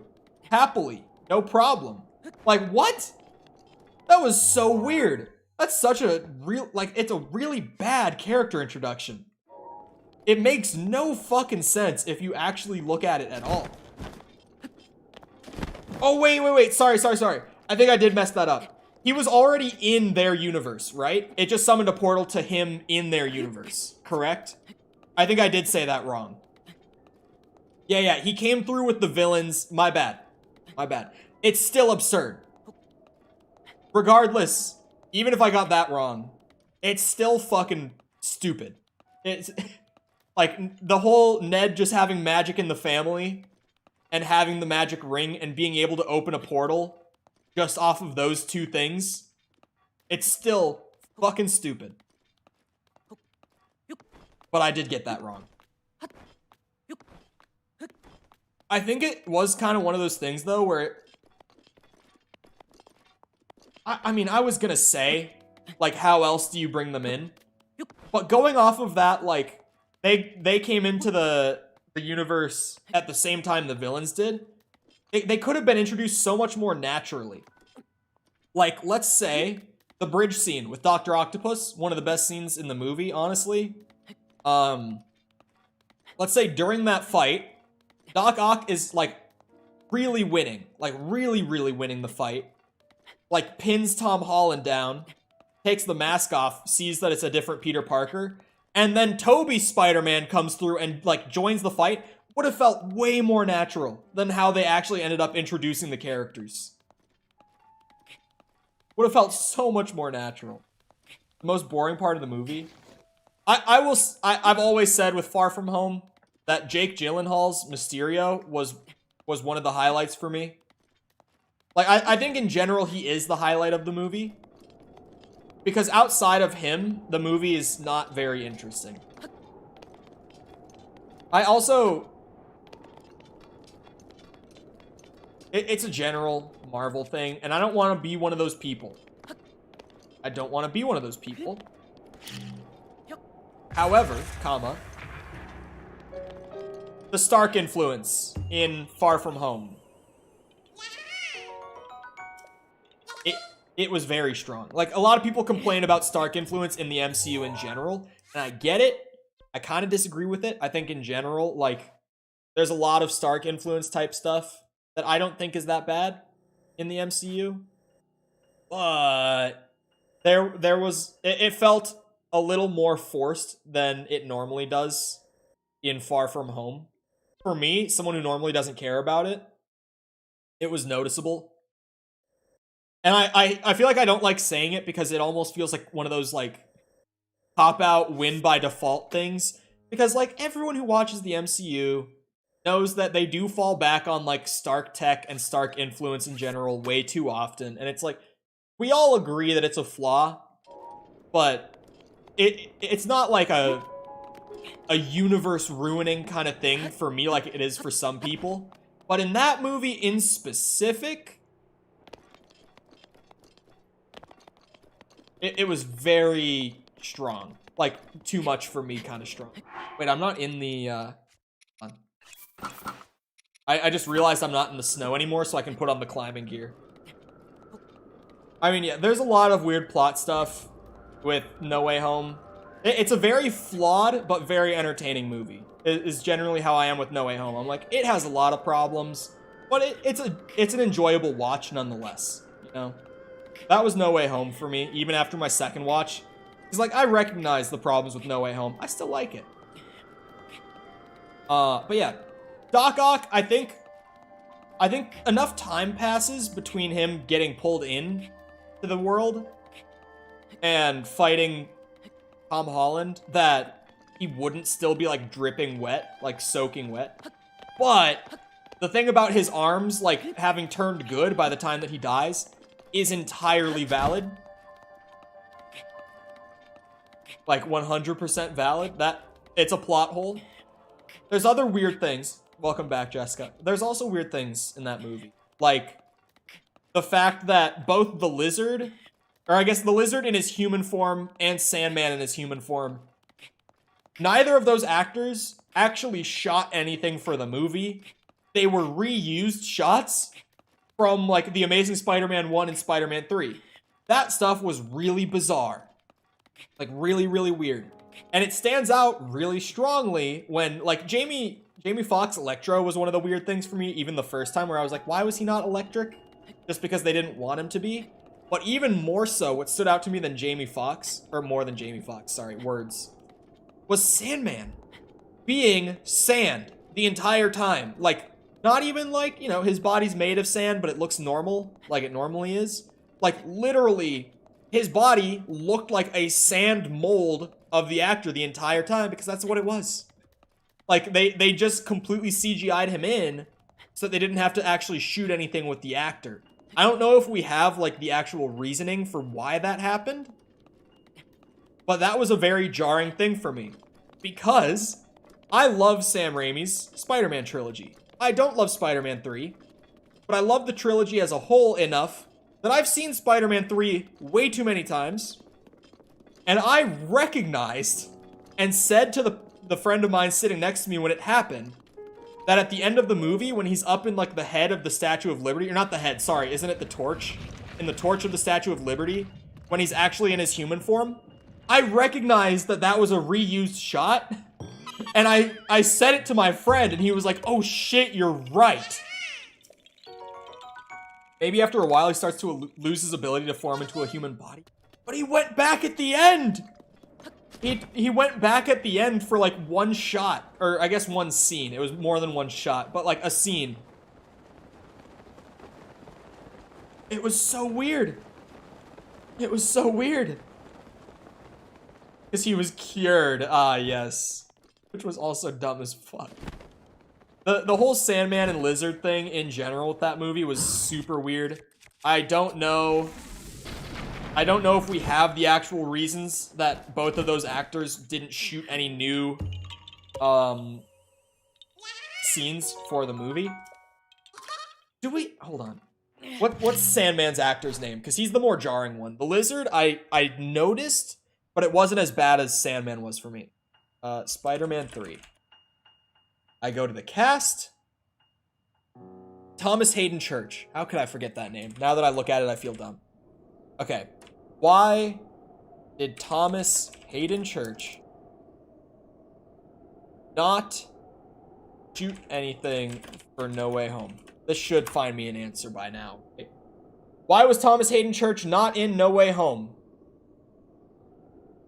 Information on the topic is extremely vague, and I'm wondering if anyone has insight. I'm guessing he did the voice acting, but it was made clear he did not step on set once, and the only part of the movie where we see him in his humanoid form was taken from Spider-Man 3. That's the setup. But this is a thread where he's like, does anyone actually know why?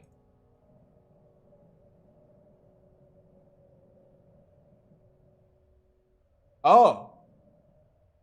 Okay. Here we go. We've got the answer, boys. There is an answer out there. The answer is scheduling conflicts. Genuinely.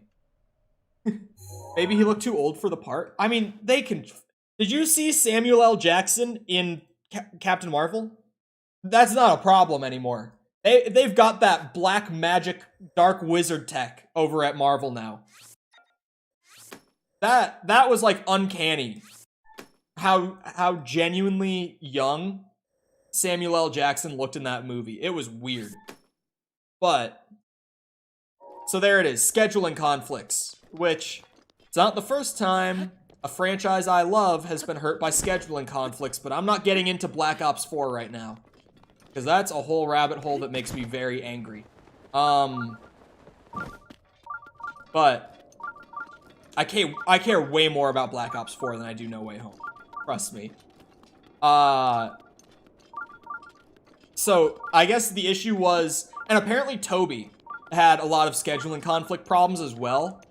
But, like, they squeezed him in as much as they could. They got him on set to do enough to get him in. but apparently Thomas Hayden Church had such severe scheduling conflicts that they could get him to do the voice clips, but not actually, like, fly out to the studio to shoot the movie. I guess probably not fly out. If he was working on another movie, he was probably in Hollywood at the time. But just, like, he must have been so busy with the other production that he couldn't work on No Way Home in studio. Super weird, though.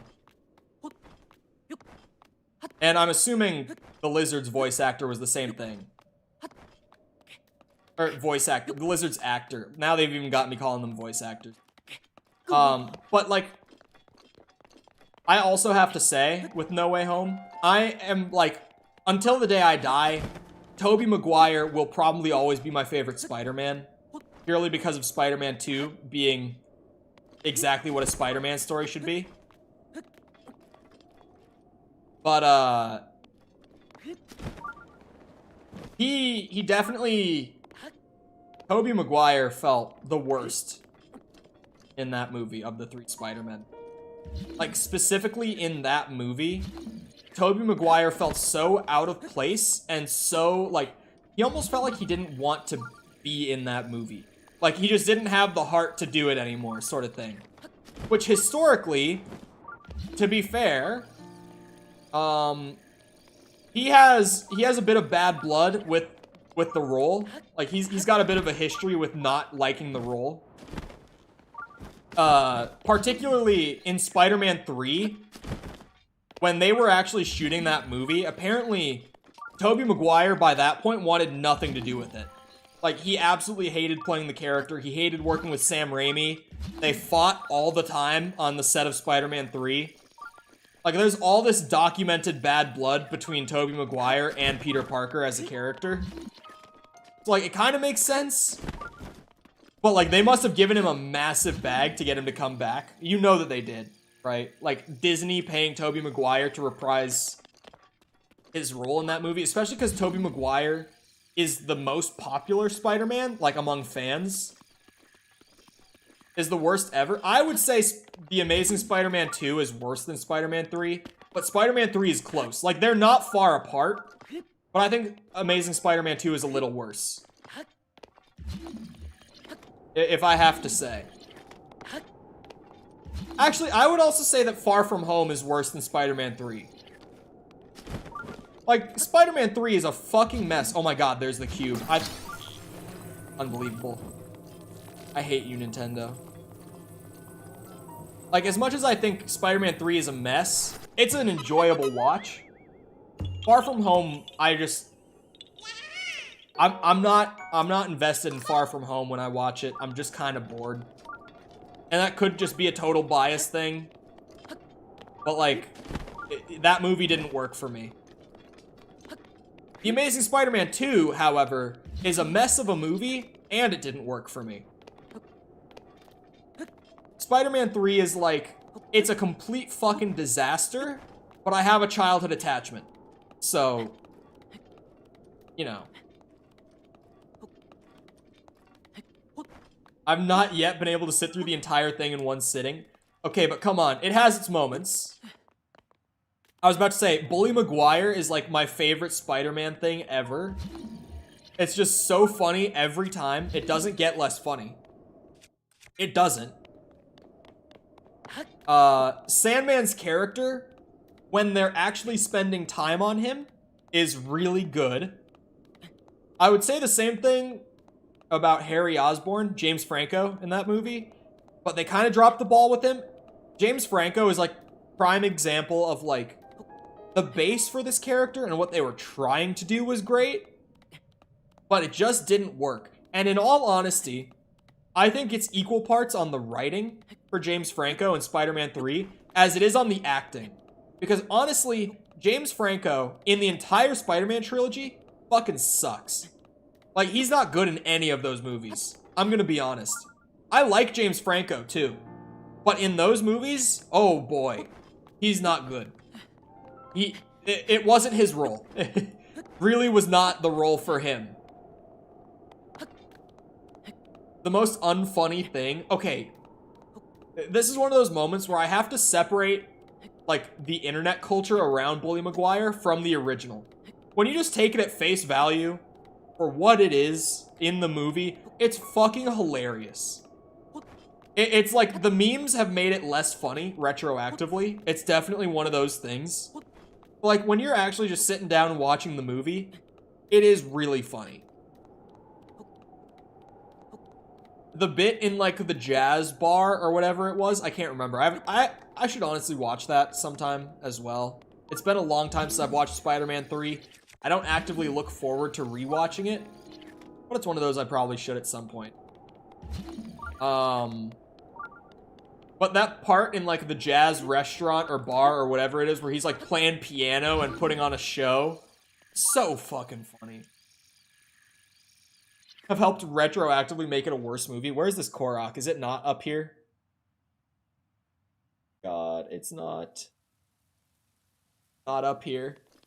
It is actually at the bottom. I can't believe it. Where is it though? What? Should be right around here. It's like a wall of cracked rocks. Oh my god, it's raining now. I will agree that like the black suit theme in Spider-Man 3 is a banger. It's a great theme.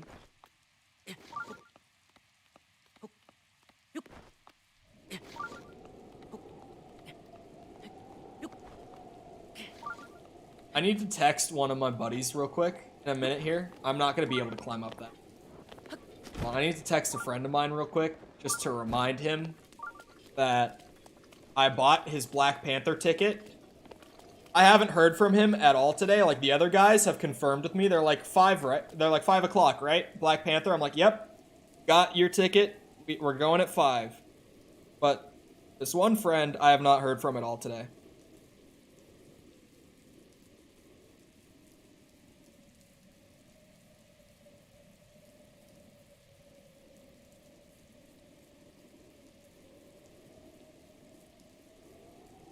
Trying to word this without sounding like a dick. Because I hate texting, chat. I hate texting so much. When I type words out, I sound so much more like a dick than I mean to. Like one of those things where if I said it out loud, it wouldn't sound bad at all. But when I type it and read it back in my head, I'm like, what? That sounds way meaner than it should.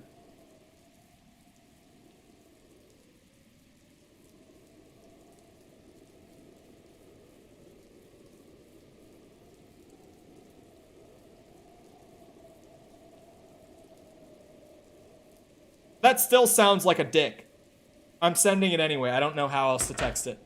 Hey, asshole, why don't you respond to my text, you dumb fuck? Well, the first draft was, what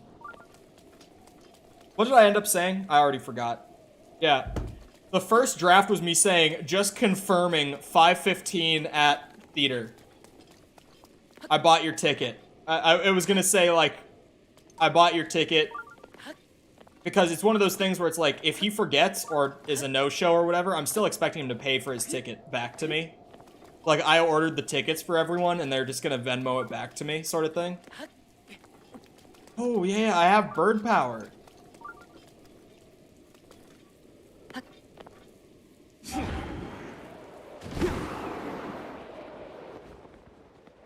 Yeah, so it's like behind a cracked wall of rocks that you're supposed to like bomb open. Ugh.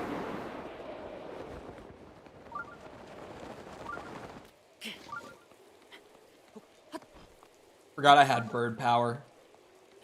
Where the fuck is this wall? I've practically gone back up to the top. I don't know where it is.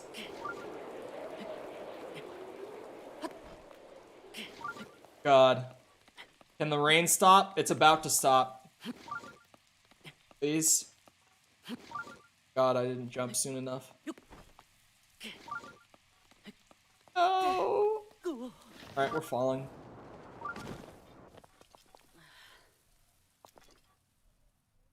That's it. Let me look at the picture again. It looks like it's at the bottom. But oh no, it's not at the bottom. Is it up top? Is it like marked wrong? I'm so confused.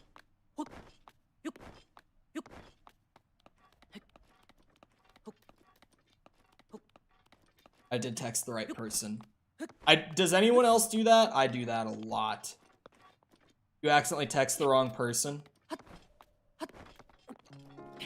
Oh boy, that is me a lot of the time. I've had some kind of awkward ones. I've had some awkward I texted the wrong person moments.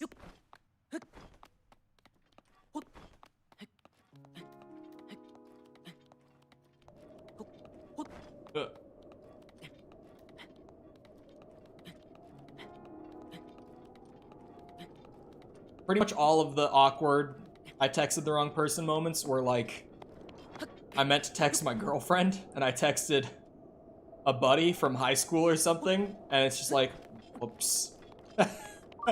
Whoops.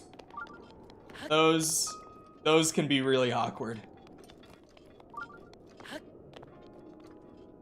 Going to block you if you don't stop calling me at 4 a.m. Can't believe you sent me that. Uh-huh.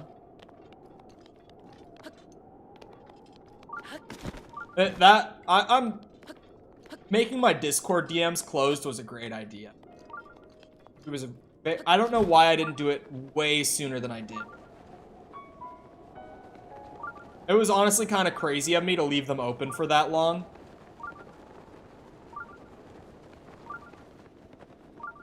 I have no idea where this wall is. I clicked on the wrong one. Oh, it's in.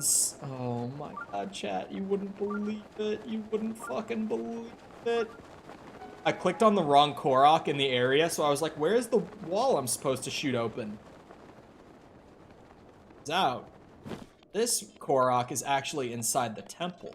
Would have thought there would be something useful inside the Forgotten Temple.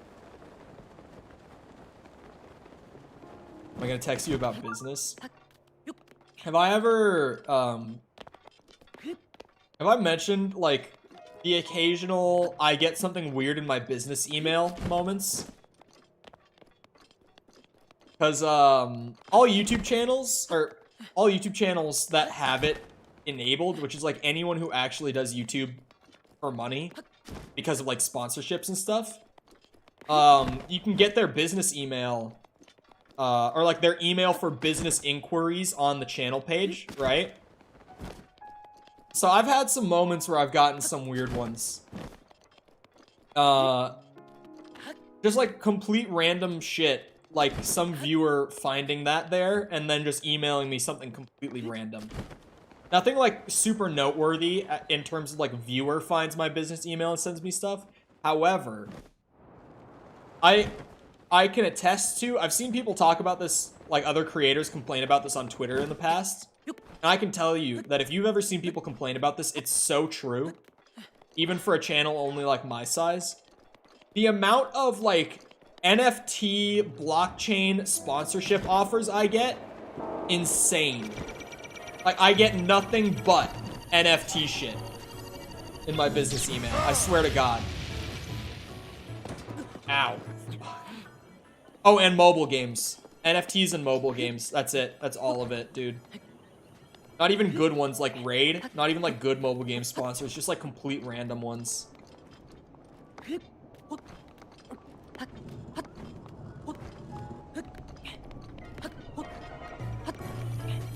But like super consistently, as soon as someone starts talking about like Web3 or whatever in my DM or in my business email, fuck. It's like it's a quick block.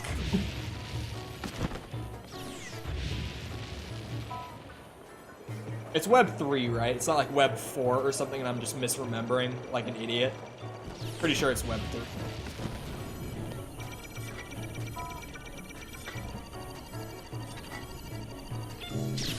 Oh, come on now. My timing was perfect. Don't you know I'm the parry god? Oh, come on. I can only get so far away. Why don't I just use the Master Sword?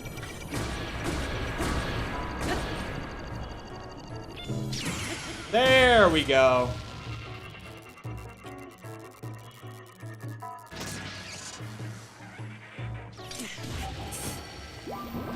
You see that impeccable parry timing? It was incredible. It's a crypto clicker game? Oh god. No, it's a lot of it is like trying to think, like shitty zombie defense games. Have you guys ever seen those ads? I've seen a couple of these before and they're always so funny to me. I've seen them pretty much on Twitter is where I see these ones. It's like some shitty zombie survival mobile game. And it'll have like this super sexual trailer at the start where it's just like zooming in on some chick's ass and she's like making suggestive sounds and shit. And then all of a sudden like a zombie will come in out of nowhere and like bite her. And like that shit, I've had like literally some of those games that run those ads in my business email before. Because they always will send like a little folder of files of like promotional images, trailers, all that sort of stuff when they are trying to first like network with you. So that you can look and see if you're interested in the game at all. Or in working with them, I guess. Probably just the better way to put it. But I've had a couple where like I've opened up like the trailers folder and been looking at them. And it's been one of those ads, like beat for beat. And I'm just like, what the fuck? I've always considered just asking them why they make the ads like that. Like I've for a long time considered just being like, I have one serious question. Do these ads bring you any actual traffic? Like what is the intention here? And does it work? Like I just want to know. Ah, the timing was almost good on that. Like it looked about right. Oh, I'm still early. I'm too far away. I need to wait like a second after I normally would. Wait, the one at the right is gonna shoot first. Fuck. I'm just going straight for the shrine. Fuck it. I'll do this in reverse on my way out. Oh my god, there's 6 of them.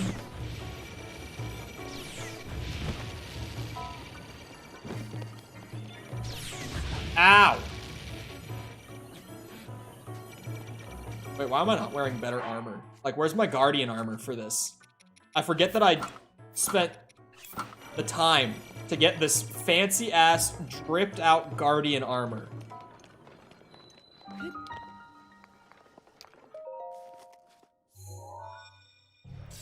I want to know the target demographic for those ads, the ones who are most likely to download and or engage with the ad. That's what I'm saying. Like, who are these meant for? Are you trying to get people to play your game? Or are you trying to, like, get people horny?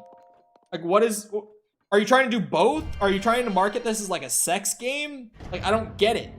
I don't understand. Because, like, it's not a sex game. Are you trying to, like, debate people by making them think it's a sex game? I don't understand.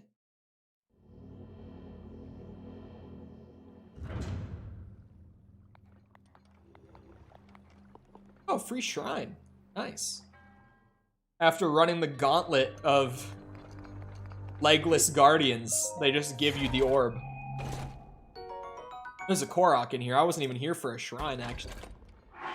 That only just occurred to me. Now that I'm inside the shrine, I'm like, wait a second. I wasn't even here for an orb. I was here for a Korok.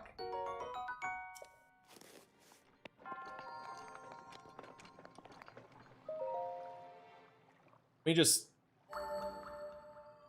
Okay. It's a rock. It's one of them that's hidden under a rock. I'm like, I don't want to miss it and get stuck here forever, so I'm just gonna check where it is now that I've already run the gauntlet. There's a rock in here housing a Korok under it. Oh, we're at 399 Koroks right now, for the record. Oh, shit. I just had water splash back up out of the cup when I tried to put it down. Orb is good. We're at 82 shrines complete and 399 Koroks. This will be number 400 right here. This is a big... Is this one that I can actually, like, redeem orbs at? Okay. So that's literally right at the shrine. Like, the Zora one is super close to the shrine. Like, you just have to go up the stairs. But that one is, like, fast travel, turn around, and it's there. That one's really nice. It's a cool sheesh moment. That emote does not get used enough. It really doesn't. Members are not using that emote enough, man. The fire emote. The real Cole classic right there. Certified.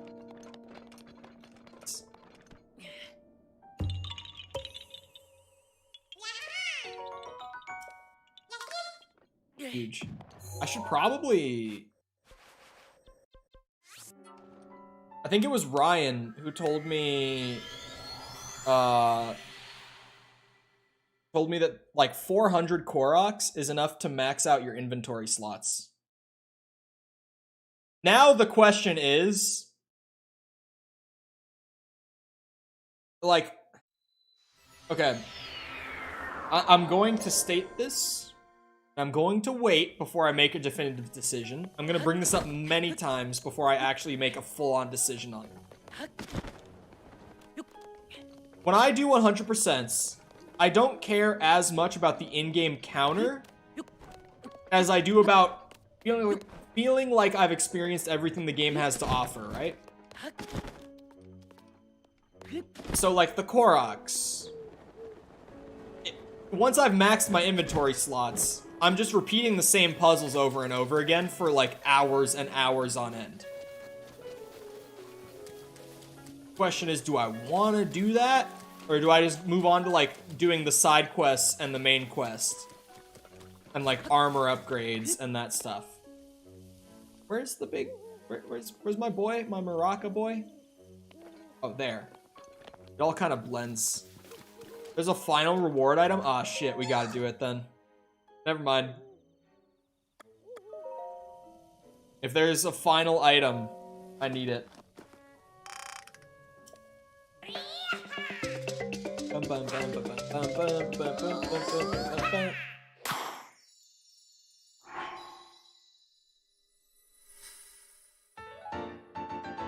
The shield with 3 durability next to the ones with like 62. Oh, only 10? 10 twice in a row?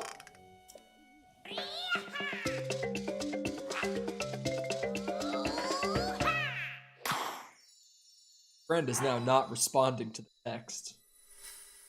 He does not go to the movie. He still owes me $15.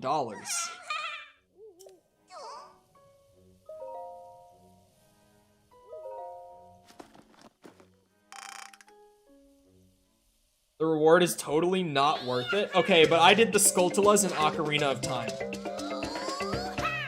And I don't know if you remember that the rewards for getting all 100 Skulltulas, which you can only get, like, by the time you're going into the final boss fight, realistically speaking, is you get infinite rupees before the final dungeon of the game.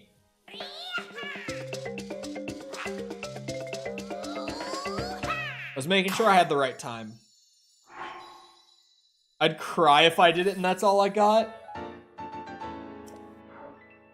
Granted, 100 golden Skulltulas in Ocarina of Time is not as much of a grind as 900 Koroks in Breath of the Wild.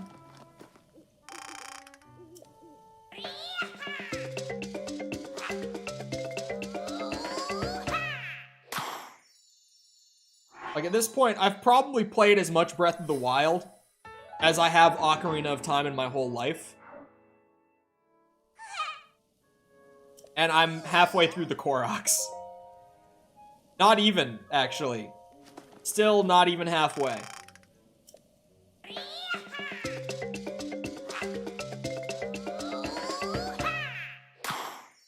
The shield stashes are cheap, though. That's for sure.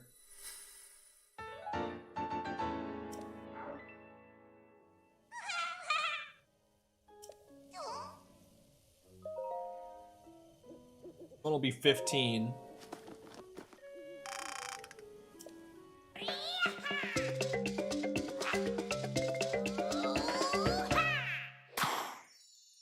Best part every time, the pop.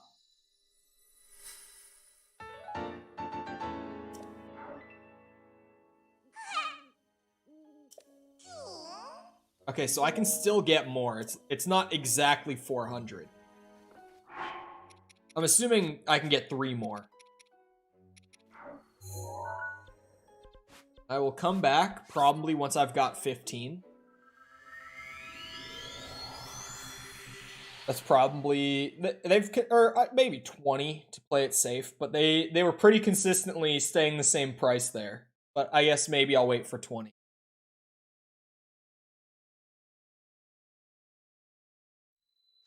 Oh, it's snowy here. Shit. Got something in my eye now. Run, Link. Wait, if I stand... Hold on. I need to know if I stand next to a fire, I become warm. I do.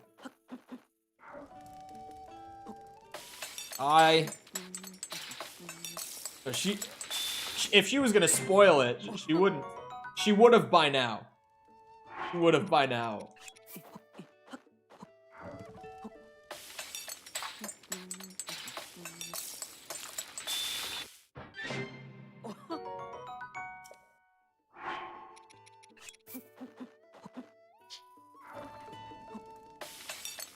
There. 30 minutes of cold resistance food. Actually, hold on. Do I have stuff for making cold resistant elixir?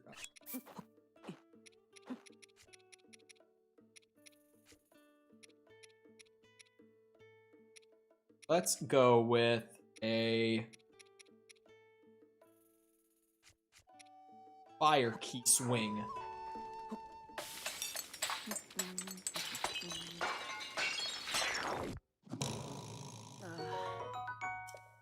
Wait, are those food? Hooked into a dish. God, I'm not the brightest. Aha! Another fire key swing.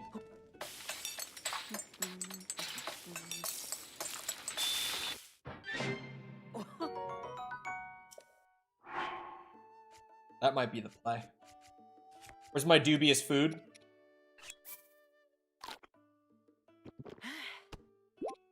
Doesn't seem like it's that bad.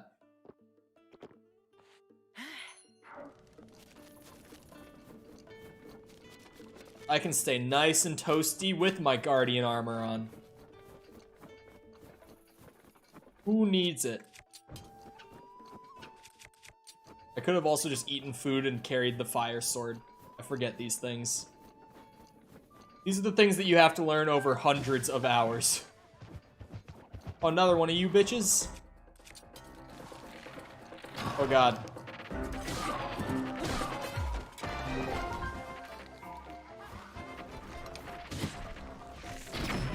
Oh, he's dead.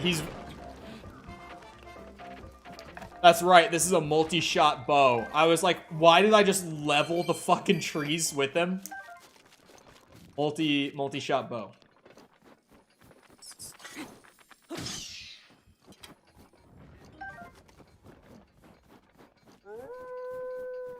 Getting this Korok.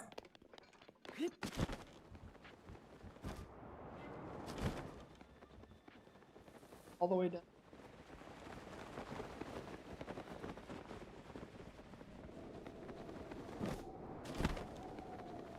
This is the one that is like, I have to bomb the wall open. Oh, it's not great. That was why I was worried, because I was like, wait a second. If it just started raining and I went past it not thinking, I'm gonna be in a bad spot. I think we're fine, actually. I crossed the border into where it's calm weather. It's gotta be higher up.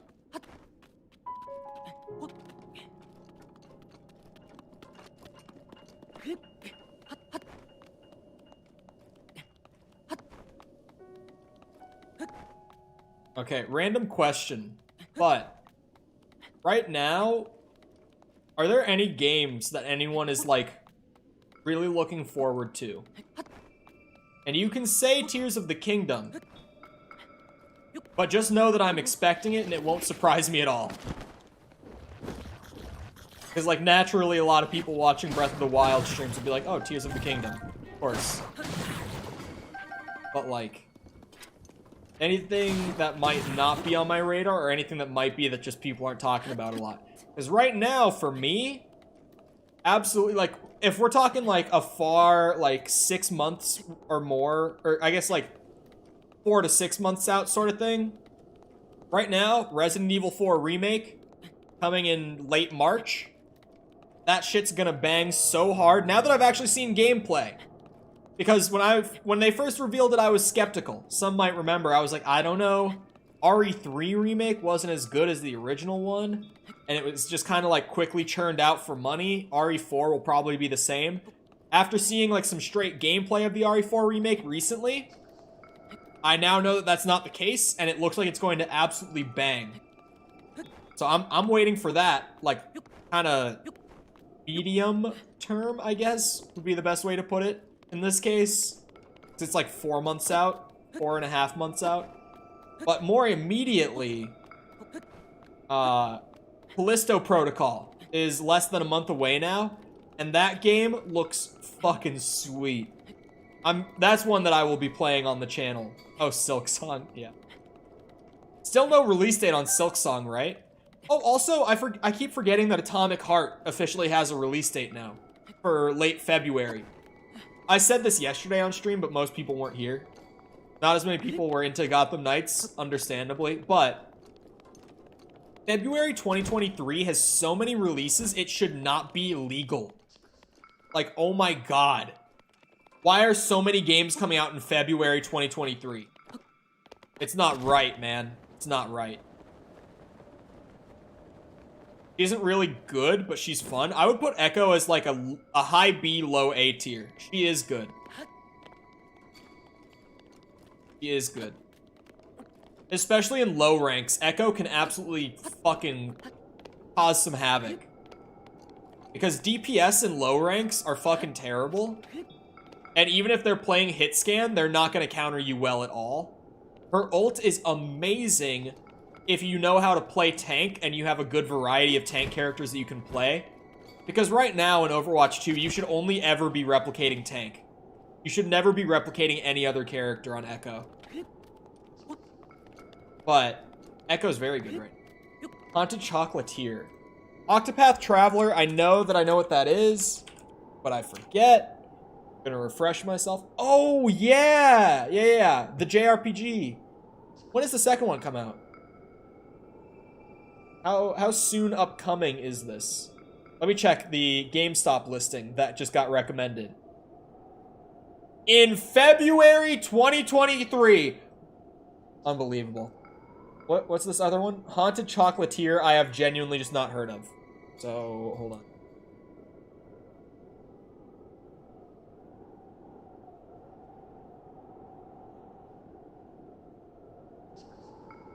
No release date? At least not on Google. Is this Stardew's developers? It looks like Stardew. Oh, that's right. Stardew's one guy. Yeah, this is Stardew. I was like, this looks like that one game that I've seen maybe 5 minutes of total gameplay of ever, and that's all I know about it.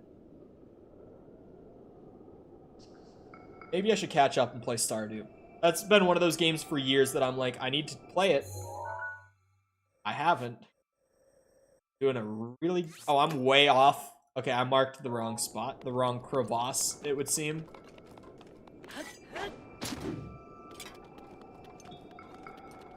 I seem to be a little out of the loop on Stardew.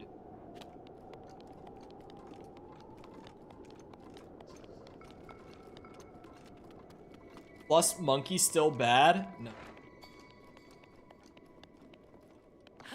If you pull out the monkey, there are only 2 reasons that monkey won't work when you pull out monkey. There are 2 reasons that monkey doesn't work. A, you're not getting any heals when you run back to your team. Because, like, expecting your supports to heal you while you're diving on Monkey is absurd. And people should never expect that. I don't know why some monkeys do. But when you go back, they should quickly prioritize healing you so that you can dive again, since your jump cooldown is so short on Monkey. So you are a little support reliant, but not as much as some other tanks can be. Like, say, Rhine. Rhine is very support dependent. But the only other reason that Monkey's not working is your tank mechanics, like your foundational tank mechanics, just aren't there yet. Which is fine, especially for someone like you, Sepper, because you're newer, and it just makes sense. Like, when you say, oh, I'm Bronze 3, like, there's no reason that you should be embarrassed to say you're Bronze 3, because you're also brand new to the game. Like, of course you're still developing your mechanics. But, like, Monkey's great. You just have to have a pretty strong tank understanding and, like, mechanical floor to use Monkey. And your supports have to be doing their job.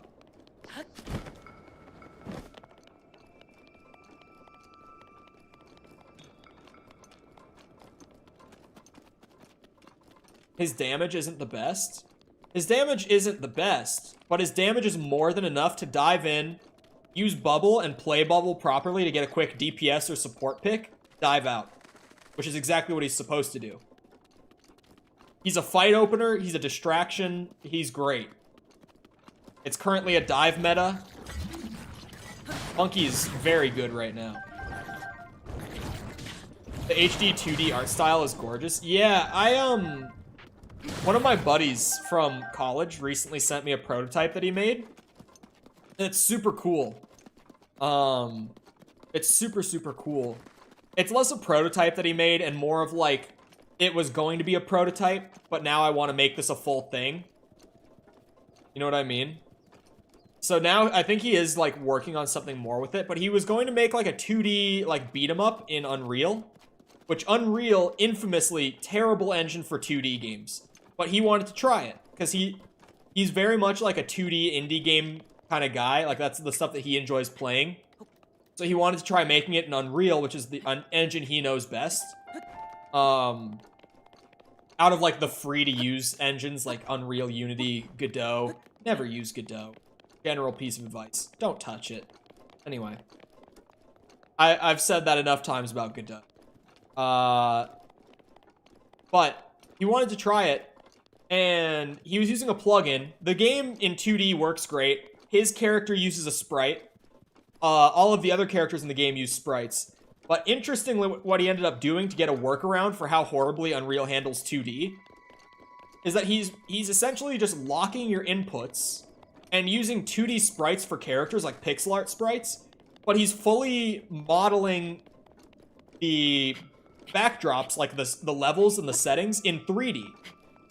So he has this really cool looking, like, 2D characters in a 3D world, but the game plays like a 2D, like, side-scrolling beat-em-up.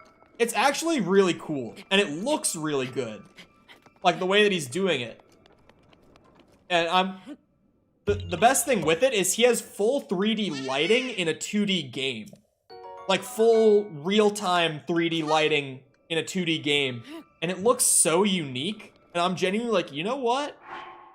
Assuming you make this an actually good game, you might be onto something. I'm not gonna lie to you. You might have cracked something here that's really, really cool. It looks great. I should ask him if I could show it off on stream ever. Or just, like, even if I could just show, like, a 30-second clip that he sent to me. Like, it looks really cool. The visual style's really good. Anyway, it is that time. And I'm going to see Black Panther in an hour now. And the theater is about 15 minutes from me. More like 20, honestly. The theater's kind of a bit away, but it's like the only theater doing early showings of Black Panther around me. So I got like 40 minutes to get my shit together and go to Black Panther. So I hope you guys enjoyed. If you did enjoy the stream, you happen to be new around here, feel free to go ahead and leave a sub. Sorry, holding in hiccups. Come back another time. We're doing this. Waiting for newer games. Also, I'm kind of playing around with the idea of a few other, like, stream games right now. Haven't decided on one solidly to run alongside Breath of the Wild. Because we were doing Gotham Knights.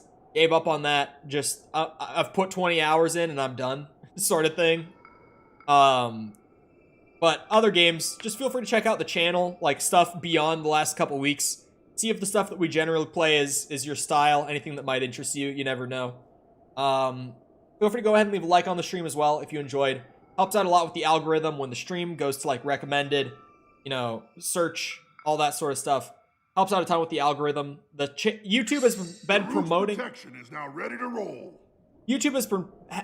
words. I got interrupted and then I just can't say it. YouTube has been promoting my channel more heavily in video form compared to stream form. So I'd appreciate it extra as of the last month or so. If you're looking for ways to engage with the community outside of YouTube, feel free to check out the links in the description, like my Twitter, our Discord server, all that sort of stuff. Link is starting to freeze to death, and that could be a problem in the background, so just ignore the pain sounds, if you will. Sorry, I lost my place because of that. Other than that, though, once again, I hope you guys enjoyed. I hope you all get back here next time. I hope you all have a great rest of your day. Thank you for coming to the stream, and goodbye.